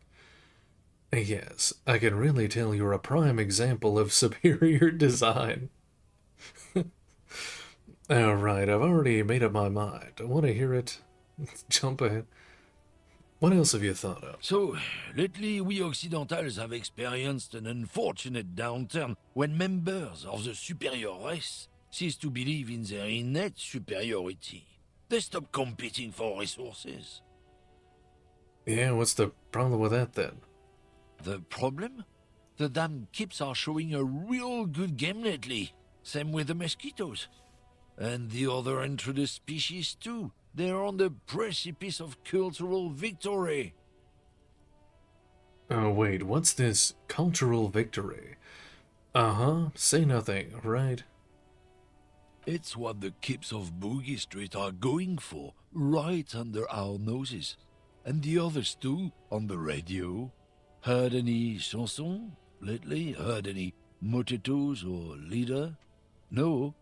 Dominating culture is how they plan to win. They say so themselves. Uh-huh. It's true. Also, you need to realize the dangers of mixing races.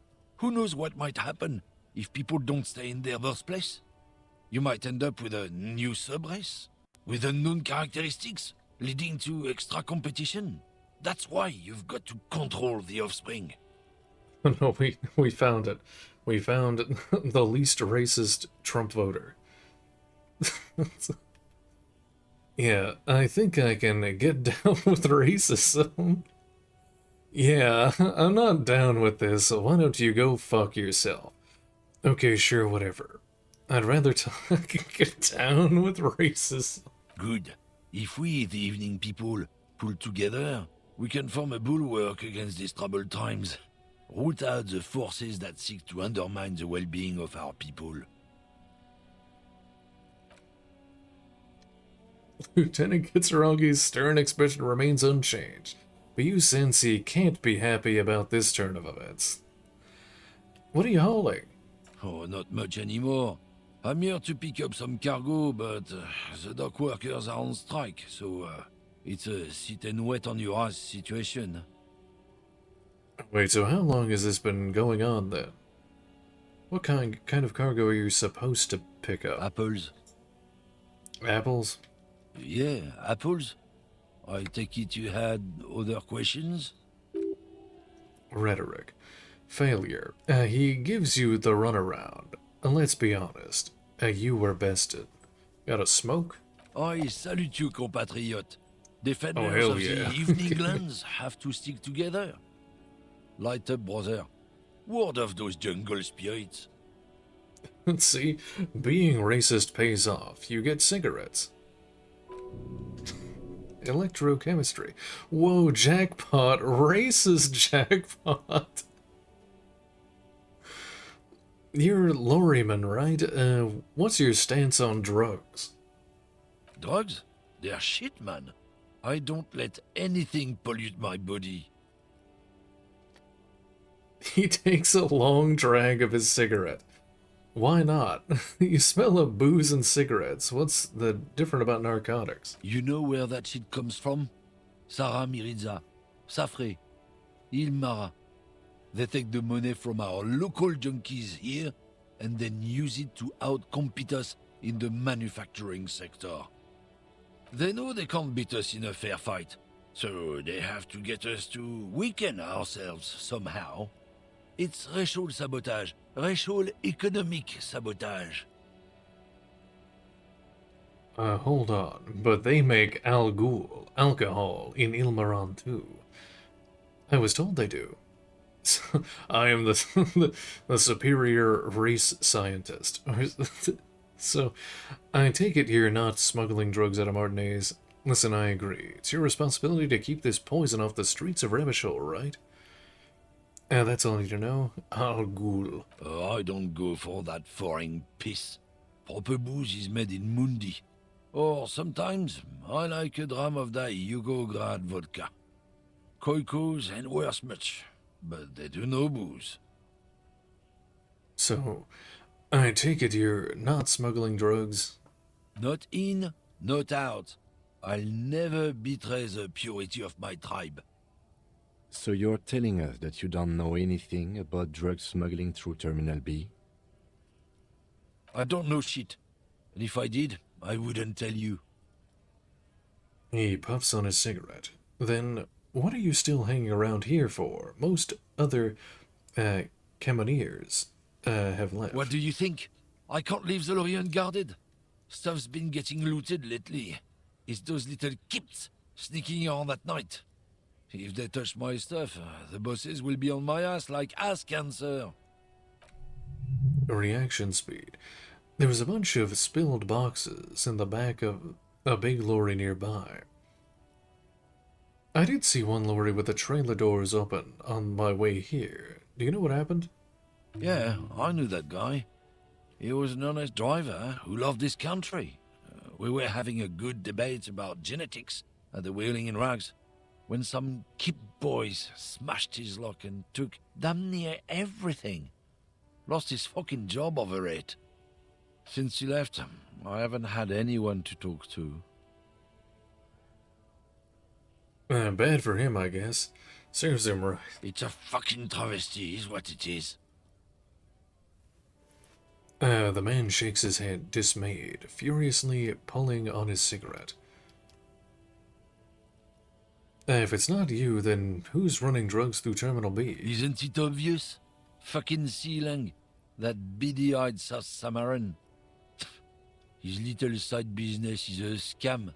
I wouldn't be surprised if he was peddling drugs as well. Who's that? He's a Samaran guy who likes to pretend he's some kind of businessman.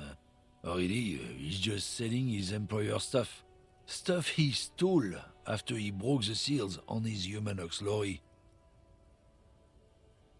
Where do I find him? Just follow the smell. It smells like apricot and oil when you're nearby. Yes, yes. Where is he? Looks like I offended your partner there. Too bad. Sealang's usually a little bit south of here, near the canal. You can't miss him. Just watch yourselves. His tribe are natural liars. It's in their blood. He's your man, all right. 100%. I wouldn't be so sure about it. Not until we've heard what Sealang himself has to say. I guess we need to pay Sealing a visit then. Guess so. See you around. Now, let's see. Jump jams. Oh no, it's covering it. I can't see. It's a glossy magazine. Most able-bodied men. This issue hosts a top 10 list. Oh no, they're much hunkier than you.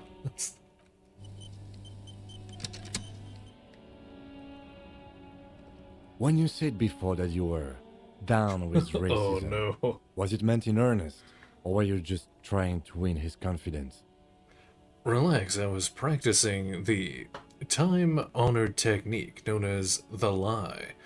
I was just trying to convey that I understood his grievances and wasn't judging him for having them. I don't really want to talk about it. So you don't find his views, say, unbefitting of a police officer? Rhetoric. Okay, feels like this is going to be a discussion now. It's not about me. As police officers, we gain nothing by staking out the moral high ground over him. Of course, but he's also not entirely responsible for them. I haven't been in this world for long. I already am a product of my environment. Maybe he's got a point. There are tens of thousands of people who grew up in Martinez and somehow managed to avoid becoming racists, who yell, "Come here, saffron picker," at passers-by. Our position in Ravachol is already precarious. Many people think we are vigilantes as it is. I can't have them thinking we are racist vigilantes to boot. You tell him, Q. You're right. I didn't mean to cause any trouble. Sorry about that. Well, actually... Oh, no, you hit him with the well, actually. No, what is... Stop right there. I know what you're going to say. Don't. Also, these attitudes are quite common in Martinez, so I expect this to happen again and again. I've had this conversation enough times in my life. From now on, I'm going to stay out of it. How you choose to respond is your business. Now, let's get back to the task at hand.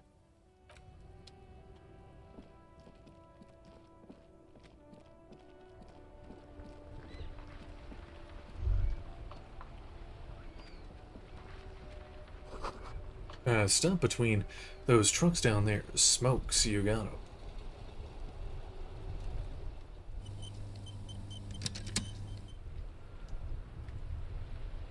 Still here. Stuck in this damn jam, my man. What's up? Got any smokes on you? Nope. Don't smoke. Some of the other drivers do, though. There's still a few around, waiting for the jam to disperse. Or waiting for the sweet release of death. Same. Hey, isn't he, smoking right now? The smell is in the air. Sure you smoke. Smoking right now. Okay. But this is my last one. And it's a bad habit. You should quit before both of us have lung cancer. Care to spare some change for a working stiff? Huh? Oh. No, I ain't got any money. They don't want to pay for unfinished work. They who? The bosses, man. Makes sense. First work, then pay. I don't know who those bosses think they are. They sound... sounds like a good arrangement for them. So you're broke. Got it. What else did I have to ask You know, here? what you need? You seem like a man who knows about drugs. Empathy. Ah, man. Me and narcotics go way back. Had some good times surfing the psychic waves of my own consciousness, you know? But those days are behind me. There are other addictions in my life now. Why the inquiry, my man? Do you finance those other addictions with drug trafficking? I need to get high, and I'm looking for a dealer. Let me be straight with you. I'm trying to figure out who's smuggling drugs out of Terminal B. We have a credible lead, sir. Someone on this roundabout is waiting for a bulk shipment from the harbor to load it on their lorry and drive it to Jamrock. Not me, man. No way. I don't need any trouble. Shit's bad enough anyway. This jam's got folks up in arms, and I'm afraid it's headed toward a conflagration. Wait, then, why are you still hanging around? Who do you think could be conducting the drug trade, then? Look, man, I try to stay away from the criminal underbelly of Revachol. I'm a guest here. You really need to find another man to probe with those questions. That's all for now.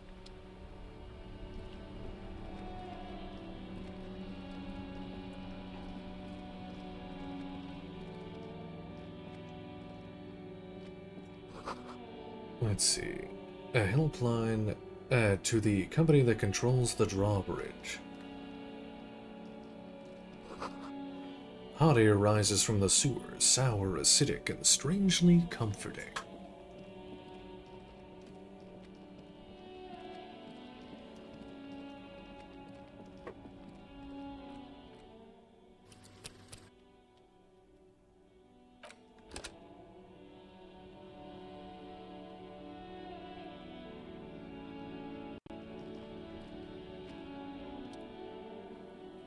Ceiling. You see a Sumerian street vendor surrounded by a motley assemblage of goods. When he realizes you're looking at him, his face breaks into a wide, welcoming grin. Sight. The name Ceiling is embroidered over his breast pocket. Happy shopping, officer! Everything's cool here. He gives you a thumbs up. What's so cool? Everything's cool. The goods are cool, the customers are cool, the place is cool. And one more thing, officer. Shivers. From out on the bay, a cool wind gathers. It sweeps into the city, tugging at the textiles hanging around the stand. Some distance away, the sound of a tin can clattering across the street can be heard. You're very cool. Bang, bang, bang, bang! He makes both hands into finger pistols and fires a few finger bullets into the air. Really? You think I'm cool? I'm not cool. Whether I'm cool is unimportant. I have police questions for you. Oh, yes! You got style. You got personal style. You know what you like. He surveys his consumerist kingdom with an air of satisfaction. You like premium menswear. Look around and browse. Everything looks cool on a guy like you. Take your time. Okay, where are you from, Ceiling? Me? It's a boring story, officer. Who cares about the past? I'm all business now. All Revachol. But you're not a local, are you? Better not to mention. Sounds good, let's go back. Very sharp, officer. I'm Serais, from the Sigai province of the Serais Empire. The apricot suzerainty, you know? Yeah, apricots are delicious. Why is it called that? Lots of apricots there? The apricot suzerainty is what the Seaguy archipelago is commonly known as in Revachol. It's a bit of a fraught term, I'm sure you understand. No, apricots come from Seaguy. My grandma used to grow them. But Seaguy is a shithole. That's why I came to Revachol. Here's much better for an independent entrepreneur. Less laws. Speaking of, why not support an independent local entrepreneur? I send half my profits back to my grandma in Seaguy. So, Ceiling, what's your stance on drugs? Drugs? I don't go in for that, officer. Drugs ruin lives. Unless you're into drugs, of course. In which case, drugs are excellent. Mwah! Tasty, tasty drugs. Yes. I'm super into drugs. Actually, I don't like drugs. I love drugs. That's very cool. A lot of the coolest detectives do drugs. Sadly, I don't have any drugs on sale. Or at my home, or on my person.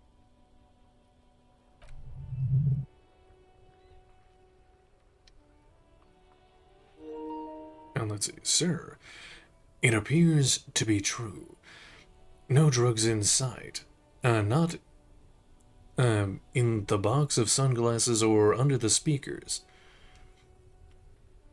I actually don't like drugs. Let's proceed. That's even cooler. You investigating that and all. But I am not a lorry driver. I'm just a street vendor. I don't know anything about that. But you are a lorryman. Another driver has identified you and your lorry. Who said that? It's the fat racist, right? I bet it's him. He has an agenda against me because I'm an immigrant who works harder than he does. He's a hater. So you admit you're a lorry driver? No, I just said I work harder and he's an asshole. He stops to think. Reaction speed, realizing he can't get out of it. Smart man. Okay, maybe I'm a lorry driver too. A little. But that's not the most important thing about me. That's my day job. This is my dream. He spreads his arms. So you forgot to tell me? So you were embarrassed to tell me? Stop squirming. What do you know about the drug operation at the harbor? Sealing, my sources tell me that you're the one transporting drugs for the Union. No! That's insane! It's the fat hater. He's been eyeing me for a week and he sent you here. Maybe he's the one, huh? Have you thought about that? Stop squirming. What do you know about the drugs? Nothing. I told you. I'm not a dumb guy. I don't get involved with that crowd. And what crowd is that? Crowd? You know, the drug crowd? Athlite. There's more here. He's afraid of this crowd, whoever they are, more than he is of the racist lorryman. So you're... who are you afraid of, Ceiling? You're wasting my time. Tell me who the fuck is transporting the drugs here. Okay, if you don't know, then I'll tell your employer you've been selling his stuff. No use. He's not telling us. He's too afraid. We need to take him to my station and ask him there, after we've called his boss. Okay, look. There's bad people doing bad things here. That's all I know. Please don't get me into this mess.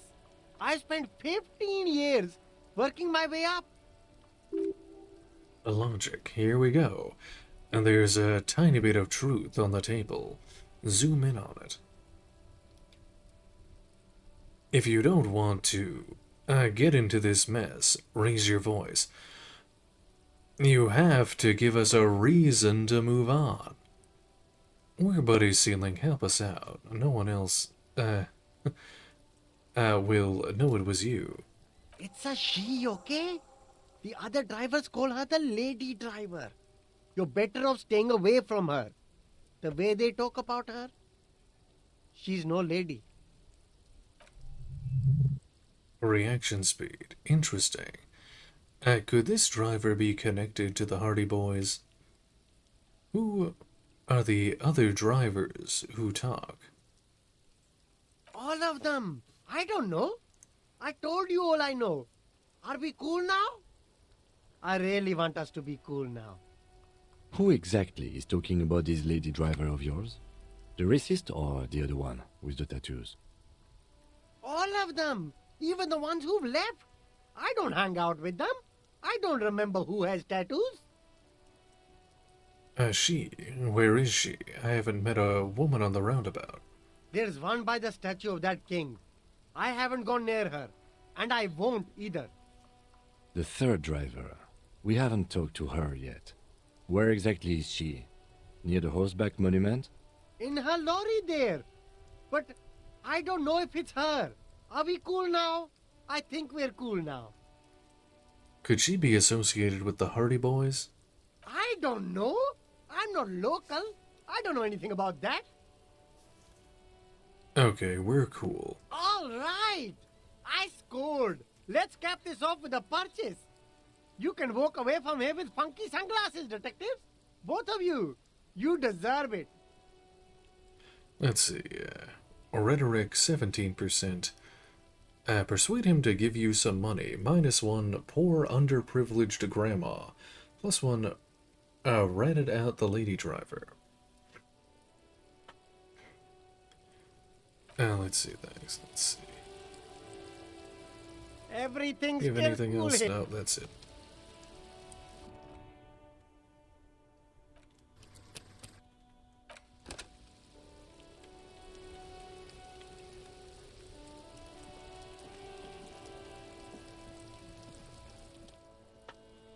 A pile of clothes. There are clothes inside, cheap second-hand clothes, smelling of strangers' body odors. Don't be shy. These are premium class clothes. Good quality fabrics, best retro design. Save the economy with your style, officer. Browse through the box. You find your hands deep in tattered and faded garments made from weird polyester blends that make your body itch and sweat in all the wrong places. Smell. The box smells like cat piss, or like an old person with no money. Economical, but also trendy. Look first hand, buy second hand. Keep the economy moving. Let's see. Find something worth salvaging from the pile of rags. 83%. +1 dress code rummager. Composure. Something cold grazes your hand, synthetic and sleek. A windbreaker. Surf, it says. But also wind, summer, 100% waterproof, and sport. In all different typefaces. Shivers, practical, and yet it may deaden your senses to the world around you, possibly because of the awful typeface. Good choice, officer. Mega sporty. And it's only $4.50 for you, sir. Let's see, leave for now. Oh, hold on, there is one piece I want. I remember where. Hold on, let me look at it. So if you pass or fail those skill checks, you actually get different clothing. I want to see what, which one gives me the, a certain item here.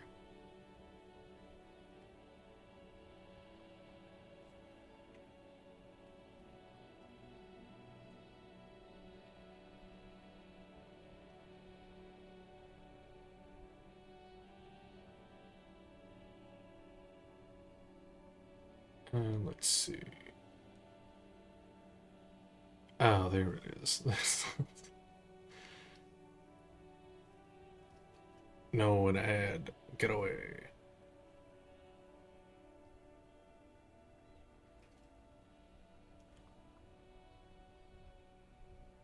Okay, I have to fail the the conceptualization in the glasses box for that. Okay.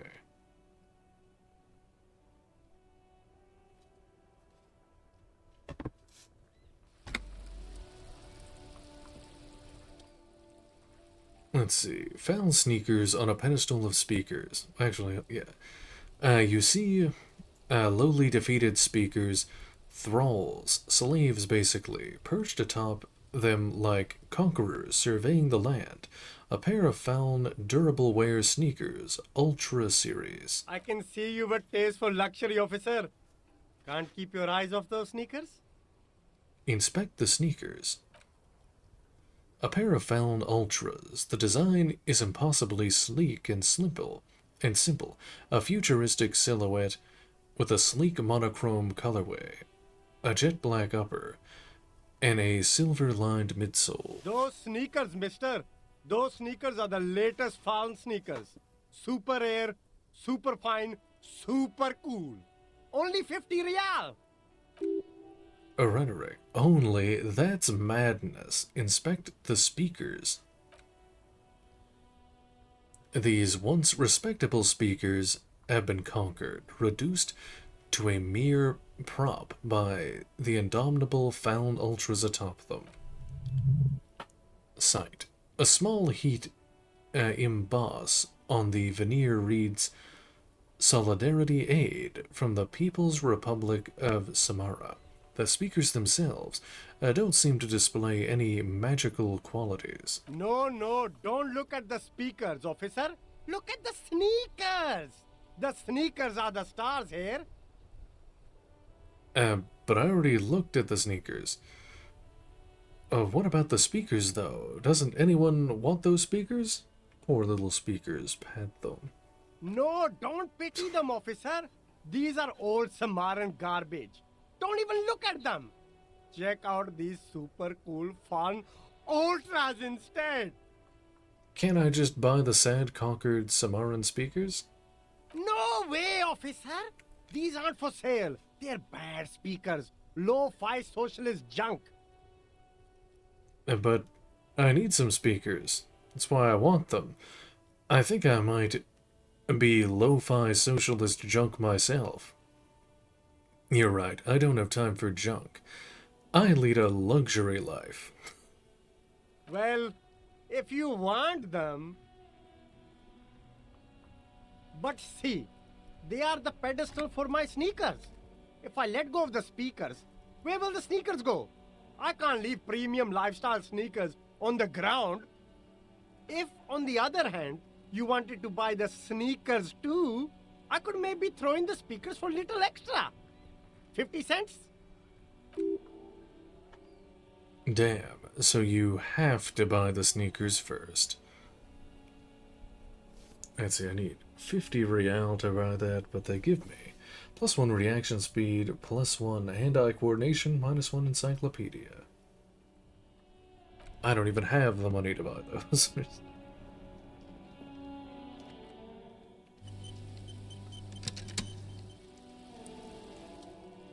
Box of sunglasses. There's a pile of cheap sunglasses in a small box, a variety of shapes and colors.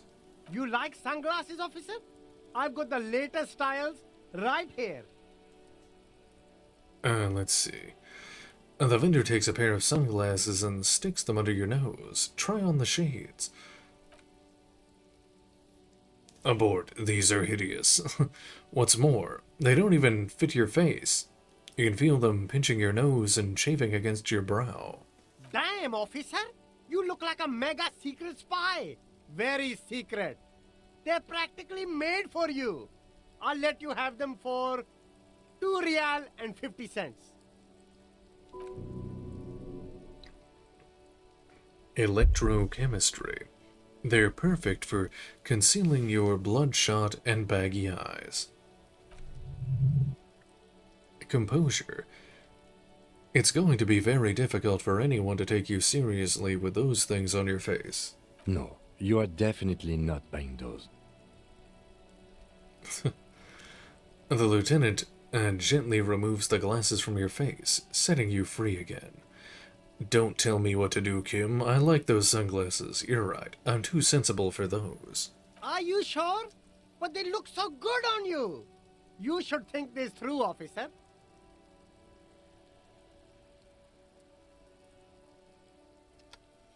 I'll leave for now. Hold on, I have to fail this skill check. The shine on these sunglasses lasts a lifetime, officer. 100% guaranteed.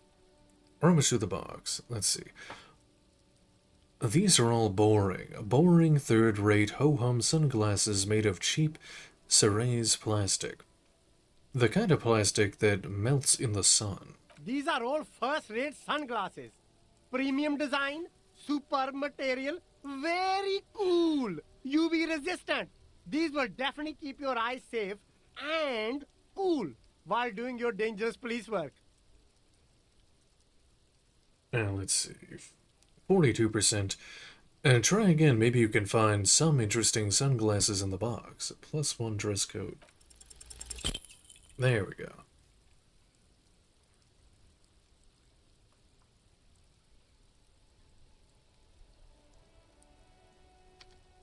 No luck. All you find is this lime-colored cellophane visor, produced by a bargain sportswear brand called Amphibian, apparently. There's a malformed green frog on its bent cap. Oh, that visor is perfect for you, officer. It'll definitely keep the sun out of your eyes while you're shooting criminals. Bang, bang! And all for a mere 6 real. Turn to the lieutenant. Kim, are firefights something we should be prepared for? I hope not. He says, looking up from his browsing. You don't like it? Sure, Square Joe. No problem. Let's get you some real shades. Amphibian sports visor. I'll take the amphibian sports Sporty visor. and practical, officer. Good choice.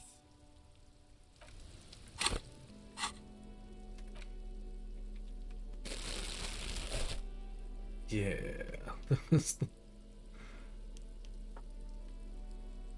And let's see, +1 perception. Beady, suspicious eyes. The malformed green frog of the visor seems to keep an eye on your surroundings. A beady, suspicious eye. The lime-tinted cellophane appears to be poorly molded. The imprint says, made in Safari. I wish it had the eyes on the actual model when I'm walking around, but...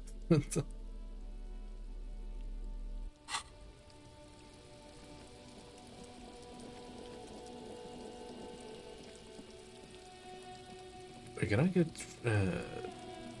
over there from here? No, I have to go around.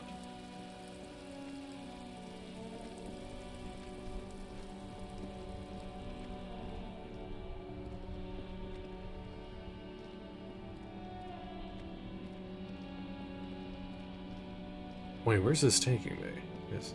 Oh.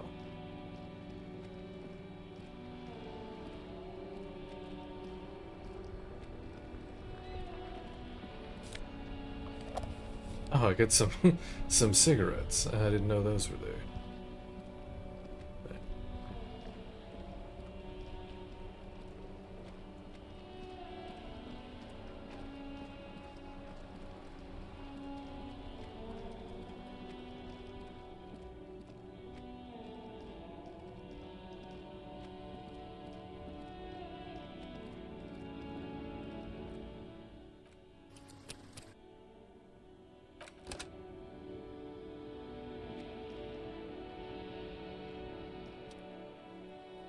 Horseback Monument. An old monument stands in the middle of the traffic island, pointing towards the sea. It looks as if it's been reassembled, piece by piece, secured and mounted in the air with the aid of numerous ropes and rods. Who is this? A silver plaque on the statue's pedestal reads, I am Philippe III, the Squanderer, the greatest of the Philippine kings of Revachol. son of Philippe II, the Opulent, father of Philippe IV, the Insane. Sight. As you look up, you notice something about the statue. There are some old indentions on the king's chest piece. What indentions? What do I see? Something with great kinetic energy seems to have impacted the cuirass. Around where the heart is. A bullet?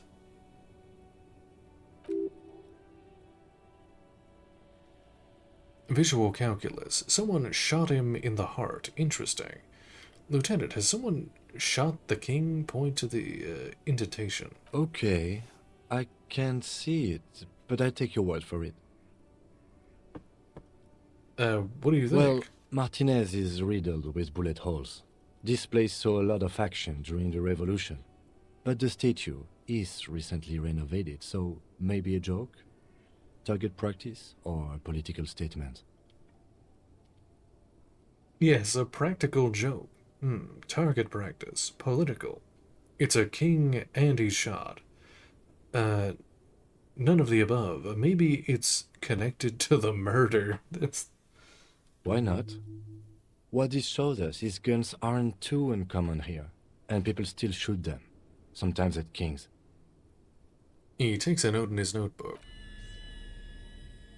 Oh, the remote viewers is done. Wait. Remote Viewers Division. It is done. You've broken loose from the confines of modern science and into the vault of extrasensory knowledge from exotic cultures. Mankind has always searched for a means to break the shackles restraining the mind. Some practice meditation. Some take like a ton of DMT. You apparently only need to rub your temples, and bam, the ether opens before you, presenting its dark secrets. Entities in the void, making contact. Definitely not just because you're rubbing your temples and talking to yourself. I see the clockwork elves. Taking all the DMT.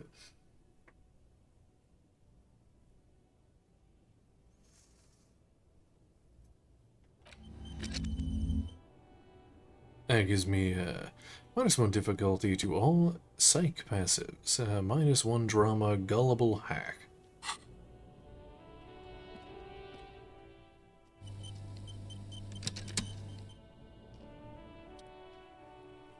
Let's see, Encyclopedia, 58%.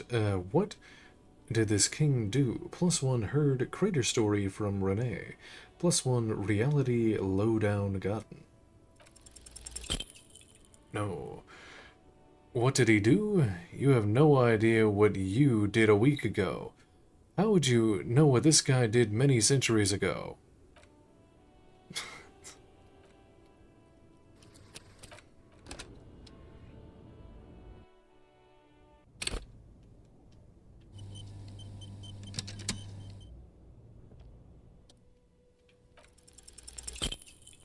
No.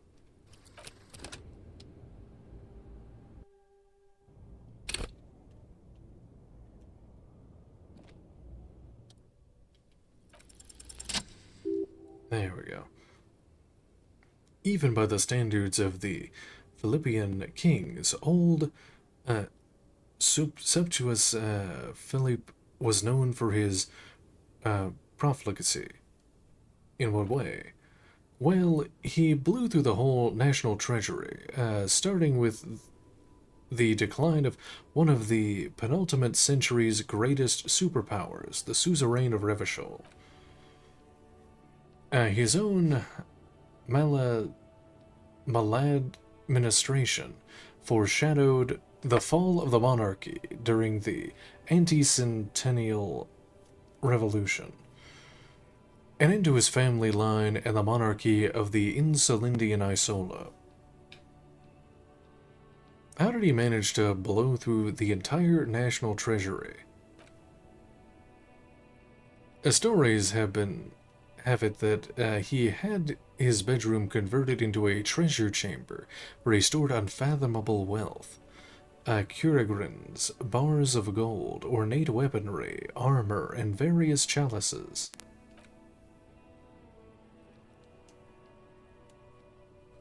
I see the Clockwork Ale.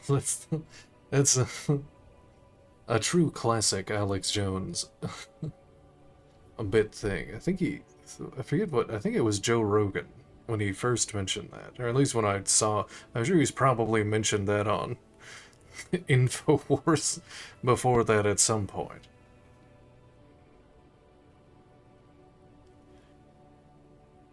He called it the Sol Anurum. It was obscene. There were whispers he slept on a huge pile of gold-dipped feathers, like some obese dragon, instead of a bed like a normal person. The man certainly knew how to live. I would like to sleep on gold, hustler style. The king is the king, and he can do anything. Wait, really? There's no way that's true. A deplorable farce. No wonder everything went to shit. Do anything. Oh no, I'm dying. No. The fascism is killing me. But wait, you haven't even heard about his fabled cocaine addiction. The what now? You mean old Philippe wasn't just good at squandering the national treasury on gold and ceremonial weaponry. He was also a prodigious snorter of nose candy. Electrochemistry. Not just any nose candy, though. We're talking Royal Philippian Below. Allegedly, twice as potent as the stuff you find nowadays. And purple. Philippian cocaine was purple. Okay, what is nose candy? This is a lot to process. So he was addicted to nose candy, a bloated druggie. What is nose candy? Cocaine. It's a lot to process. His Majesty's courtiers said it helped him connect with the higher realms. Oh no, he was talking to the Clockwork Elves. Okay, where is he buried now? Beneath the cold waters of the Insulindian Bay, thrown there by the revolutionaries after they cleaned out the royal mausoleum. Shivers. A group of marble pillarets still surround the king's vandalized tomb. A deathly cold wind sweeps up candy wrappers and old newspapers. What happened to the statue? The original was blown apart by communards, then further damaged during the landing of the coalition's airships during the turn of the century revolution, when Martinez was leveled. Who restored the monument? Some years ago, a group of liberal, artistically inclined individuals, designers mostly, thought it would be ironic to restore the statue of the most wasteful ruler of Revachol in the poorest part of the city. The statue was supposed to capture the moment it was blown apart, like an instant frozen in time. A rare butterfly trapped in amber, floating on a sea of shit. That's brilliant, so funny and nihilistic. That's such a bad idea. I really don't get art. Neither do people in Martinez. The statue has proved to be controversial in a neighborhood mostly populated by the left-leaning working class. Philippe III, the squanderer, however, with his bronze face up in the air, doesn't seem concerned about what the hoi polloi think of him in death.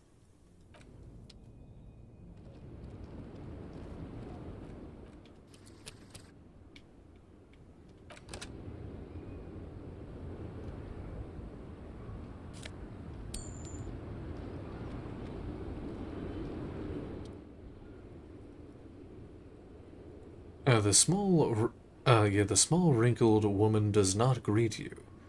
She nods along to something on her radio. A photograph is clutched in her hands, and there's a warm smile on her face. Inland Empire. There's a warmth of winter night's fire. Maybe she could give you comfort and shelter. Some cigarettes and food, maybe. Maybe she's your... Grandma? Snap your fingers in front of her face. Excuse me, ma'am, I'd like to ask you some questions. Grandma? Nothing. Her smile just keeps on widening. Her hair is gray like lead. Half-light. No. This one's a monster in disguise. Snap your fingers. If you want her attention, you may need to be more forceful. Punch her. Now, snap your fingers twice. Excuse me, ma'am, I'd like to ask some questions. Where Twice. am I? There we go. Who are you? Like a magician recalling a subject from hypnosis, you've jolted her back to reality. Empathy. The smile on her face has disappeared, replaced by the wary aspect of a concerned beast. I was actually hoping that you could tell me that. Never mind. I remember now. I'm still stuck in that traffic jam in the 50s. Wait, what's so bad about the 50s? The men have small jaws and everything is made out of plastic. Why do you need plastic when you can make the world out of amber? Let's see. The small they need to mew. Let's see. Where else would you be then? Back in Mecca, during the time of the revolution. The sidewalks and cafes are filled with the young people. I was on my way to see a new Boyadero picture. All right there, starring Knight. Gabriel You have a Byrne. good night.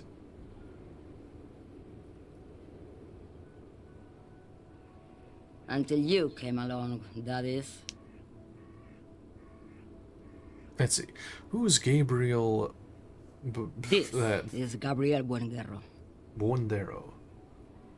She shows you a photograph in the lavish amber frame. Take a look.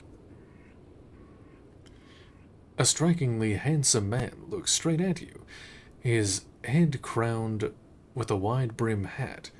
His hair is dark as an oil slick, and his jaw is the most perfectly chiseled thing you've ever seen. It's Giga Chad. Suggestion. This man's got a hold over her. Even 50 years later, you can feel it. He was the biggest star of his day. Girls used to faint in the aisles of cinema whenever he came on the screen. And schoolboys used to memorize all of his lines.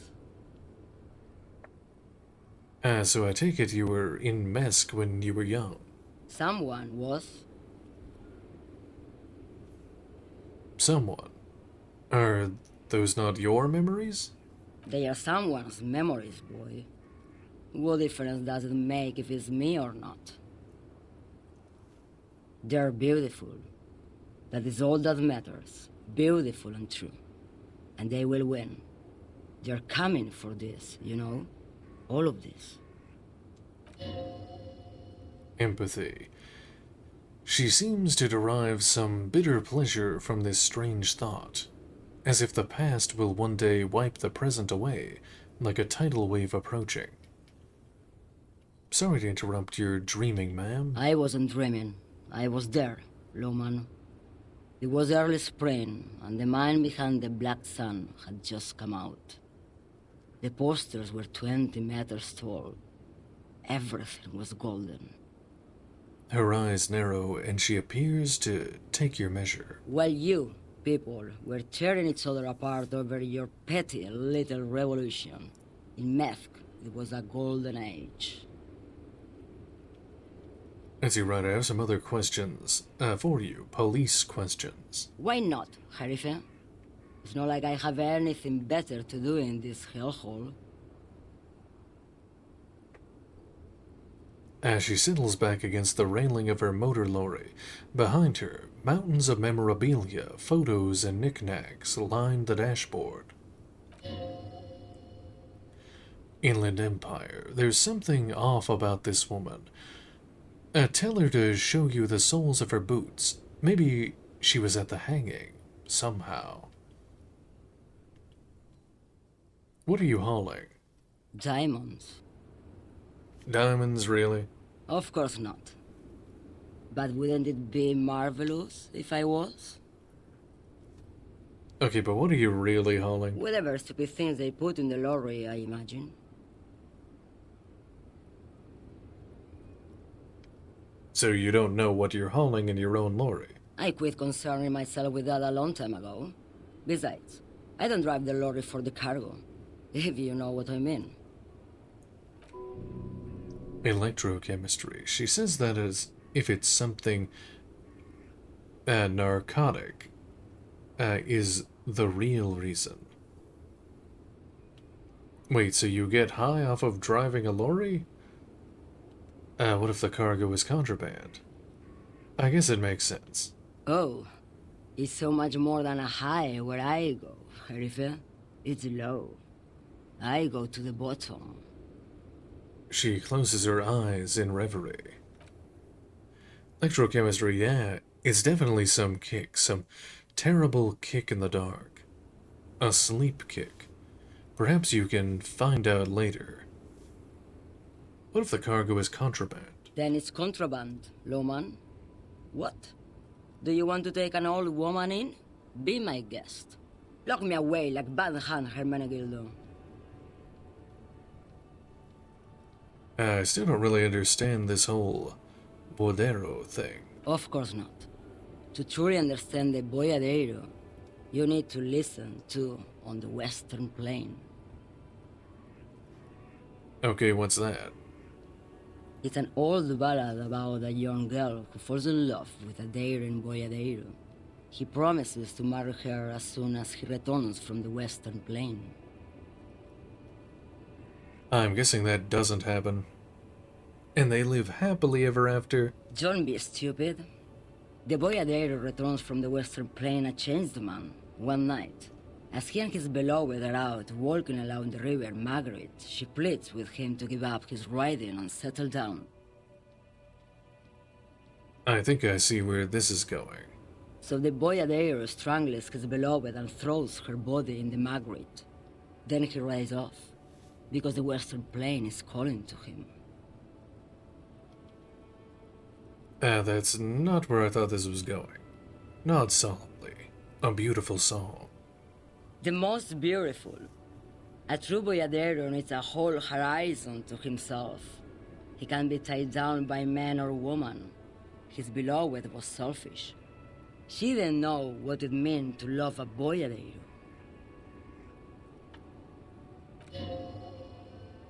Inland Empire. What if to truly love a boyadero is to float lifelessly downstream? Alright, you are the lady. Are you the lady driver? Did you just call me a lady, Herife? Suggestion. She clearly doesn't think she's a lady. Don't repeat it. Well, aren't you a lady? I was told of a woman driver. You're the only woman here. I'm not that either, Herife. I've gone too far from it all to remember what was between my legs. It doesn't work like that on the long haul. So you're not the driver everyone is terrified of? I'm only terrifying to small children, and to those who used to know me. Wow. Why are you scary to the people who used to know you? Because they can no longer recognize the person I once was. You said long haul, that's... The big ones, the trucks. There's no women and men there, it's all just... She hums along, as if to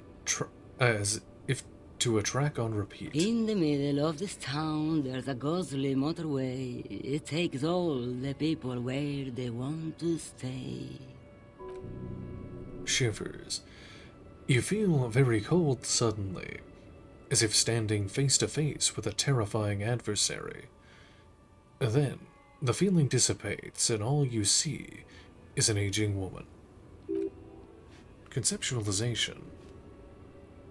In the background, a quiet song seeps from her cabin into the air.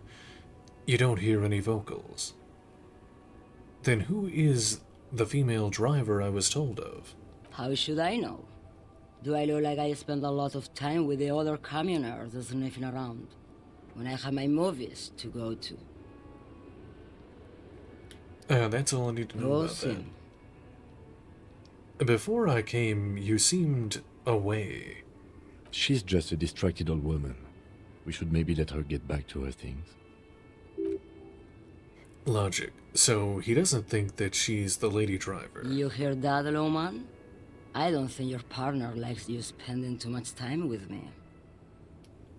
Wait, why is that, Lieutenant? Shouldn't you drive a lorry if you get like that? Oh, don't worry about me. I'm one of the best communers around. I drive routes no one else will. What routes? Lomonosov's Land, Udajnaya Zemlya, the Western Plain. She nods and closes her eyes again, letting her mind submerge. Shivers. A terrible cold comes over her, rattling her teeth as she stares inward. The Transcatolia Magistral. You for 1A. Adestradas do Mirador. All the good ones. The deep trenches. Where the bluebirds fly. She opens her eyes again and shudders. I'm something of an expert myself. I'm something of an expert in blacking out. You should take better care of yourself. You're right, Lowman. I'm the one who should take my health more seriously. Thank you for looking out for me. Endurance. A correct appraisal. You're quite shabby. Is that all you woke me up to say? Show me the soles of your boots. Show feet. Now what do you want with an old woman's boots, Sheriff? It's important for police business, ma'am. Please help me out here, it's important. I'm starting to think you should let me get back to Gabriel Buenguerro. You are no Gabriel. She's wearing sturdy worker's boots made of black leather. Buckles run across. The sole is also made of leather. Now, the other one, please. Just before Gabriel, it was the coronation of Franco Negro. Now, there was a real man. There is no aberration in the pattern that you can see. She puts her foot down. Visual calculus. Moreover, the boots were size 37, tiny. There are too many discrepancies in all this. Wait, what do you mean it was a coronation of Franco Negro? Turn to Kim. She's not the odd soul. It was. And then it was no more.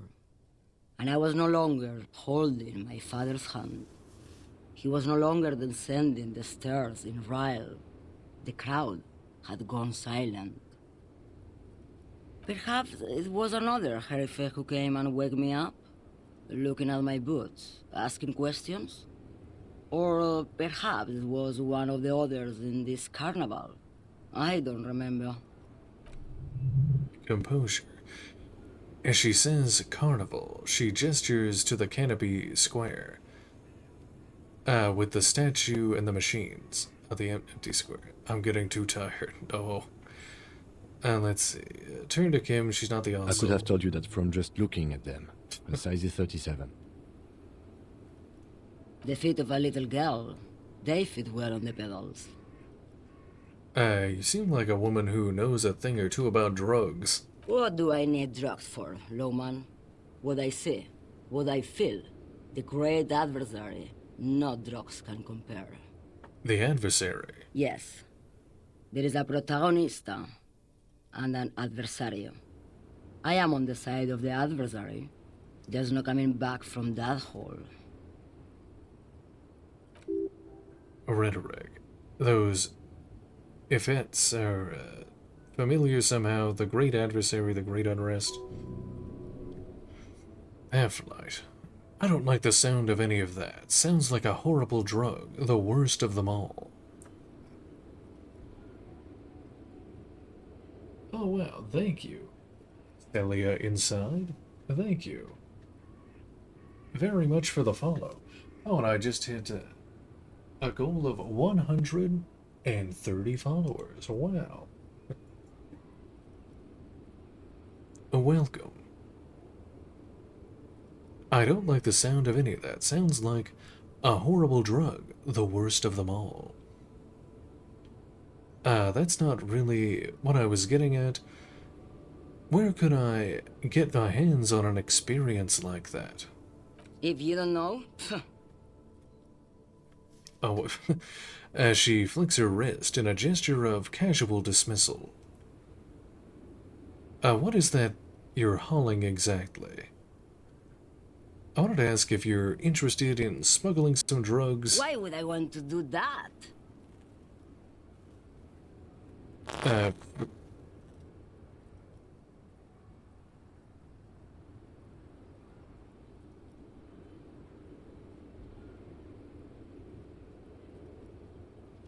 As it, for commerce, the lifeblood of the Isolas. For the glory of the World Republic, liberation of the spirit and body. I don't know, the thrill of a criminal lifestyle. Yes, thank you. Loman, what in the name of God are you talking about? Okay, let me put this another way. Are you smuggling drugs through Terminal B? Maybe. Probably not. Makes no difference to me either way. You said earlier you don't know the cargo you're hauling. Could it be drugs? Just this month, I made half a dozen trips from Saramiris to Grad on the U41A. What do you think they take from Saramiris to Grad, Loman? Drugs? No, Loman. Diamonds. She grins. Half-Light, damn this. Make her answer. Are you making fun of me right now? You better start complying. I didn't ask you about diamonds, did I? I don't care about that. If you had to guess, who do you think is smuggling drugs around here? Easy. It's the skinny man who thinks he's a poet. Never trust a poet. Also, he's the only one I can see from here. Visual calculus, that's correct. There is no visibility of any of the others. You making fun of me? I would never make fun of a real lawman, Sheriff. Ma'am, you're not responsible for what a client puts in your lorry, as long as the seals are not opened. We officers know that. Speak to Core. Lay off her. I didn't ask you about diamonds, did I? I don't care about that. Diamonds are good for you, lawman. You should try them sometime. Make yourself pretty like Eva de Zoras. Okay, if you're not involved with the drug trafficking, then why are you still waiting here? Where do you want me to go? This isn't so bad. I can listen to music, or the seagulls. Look at all the colors and the futures of this world. It's a good palate cleanser, this jamboree. Or I can just relax and let my mind carry me back where it will, to the Great Plains. I think we're done here, no? He closes his notebook to stress it. Thank you for now. Yes, go. Enough jamboree. I need to get back to Mesky. Her voice trails off.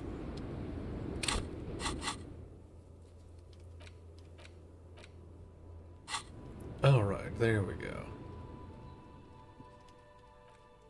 Well, I think I'm gonna call it there for tonight, because I'm extremely tired. I had a really long day.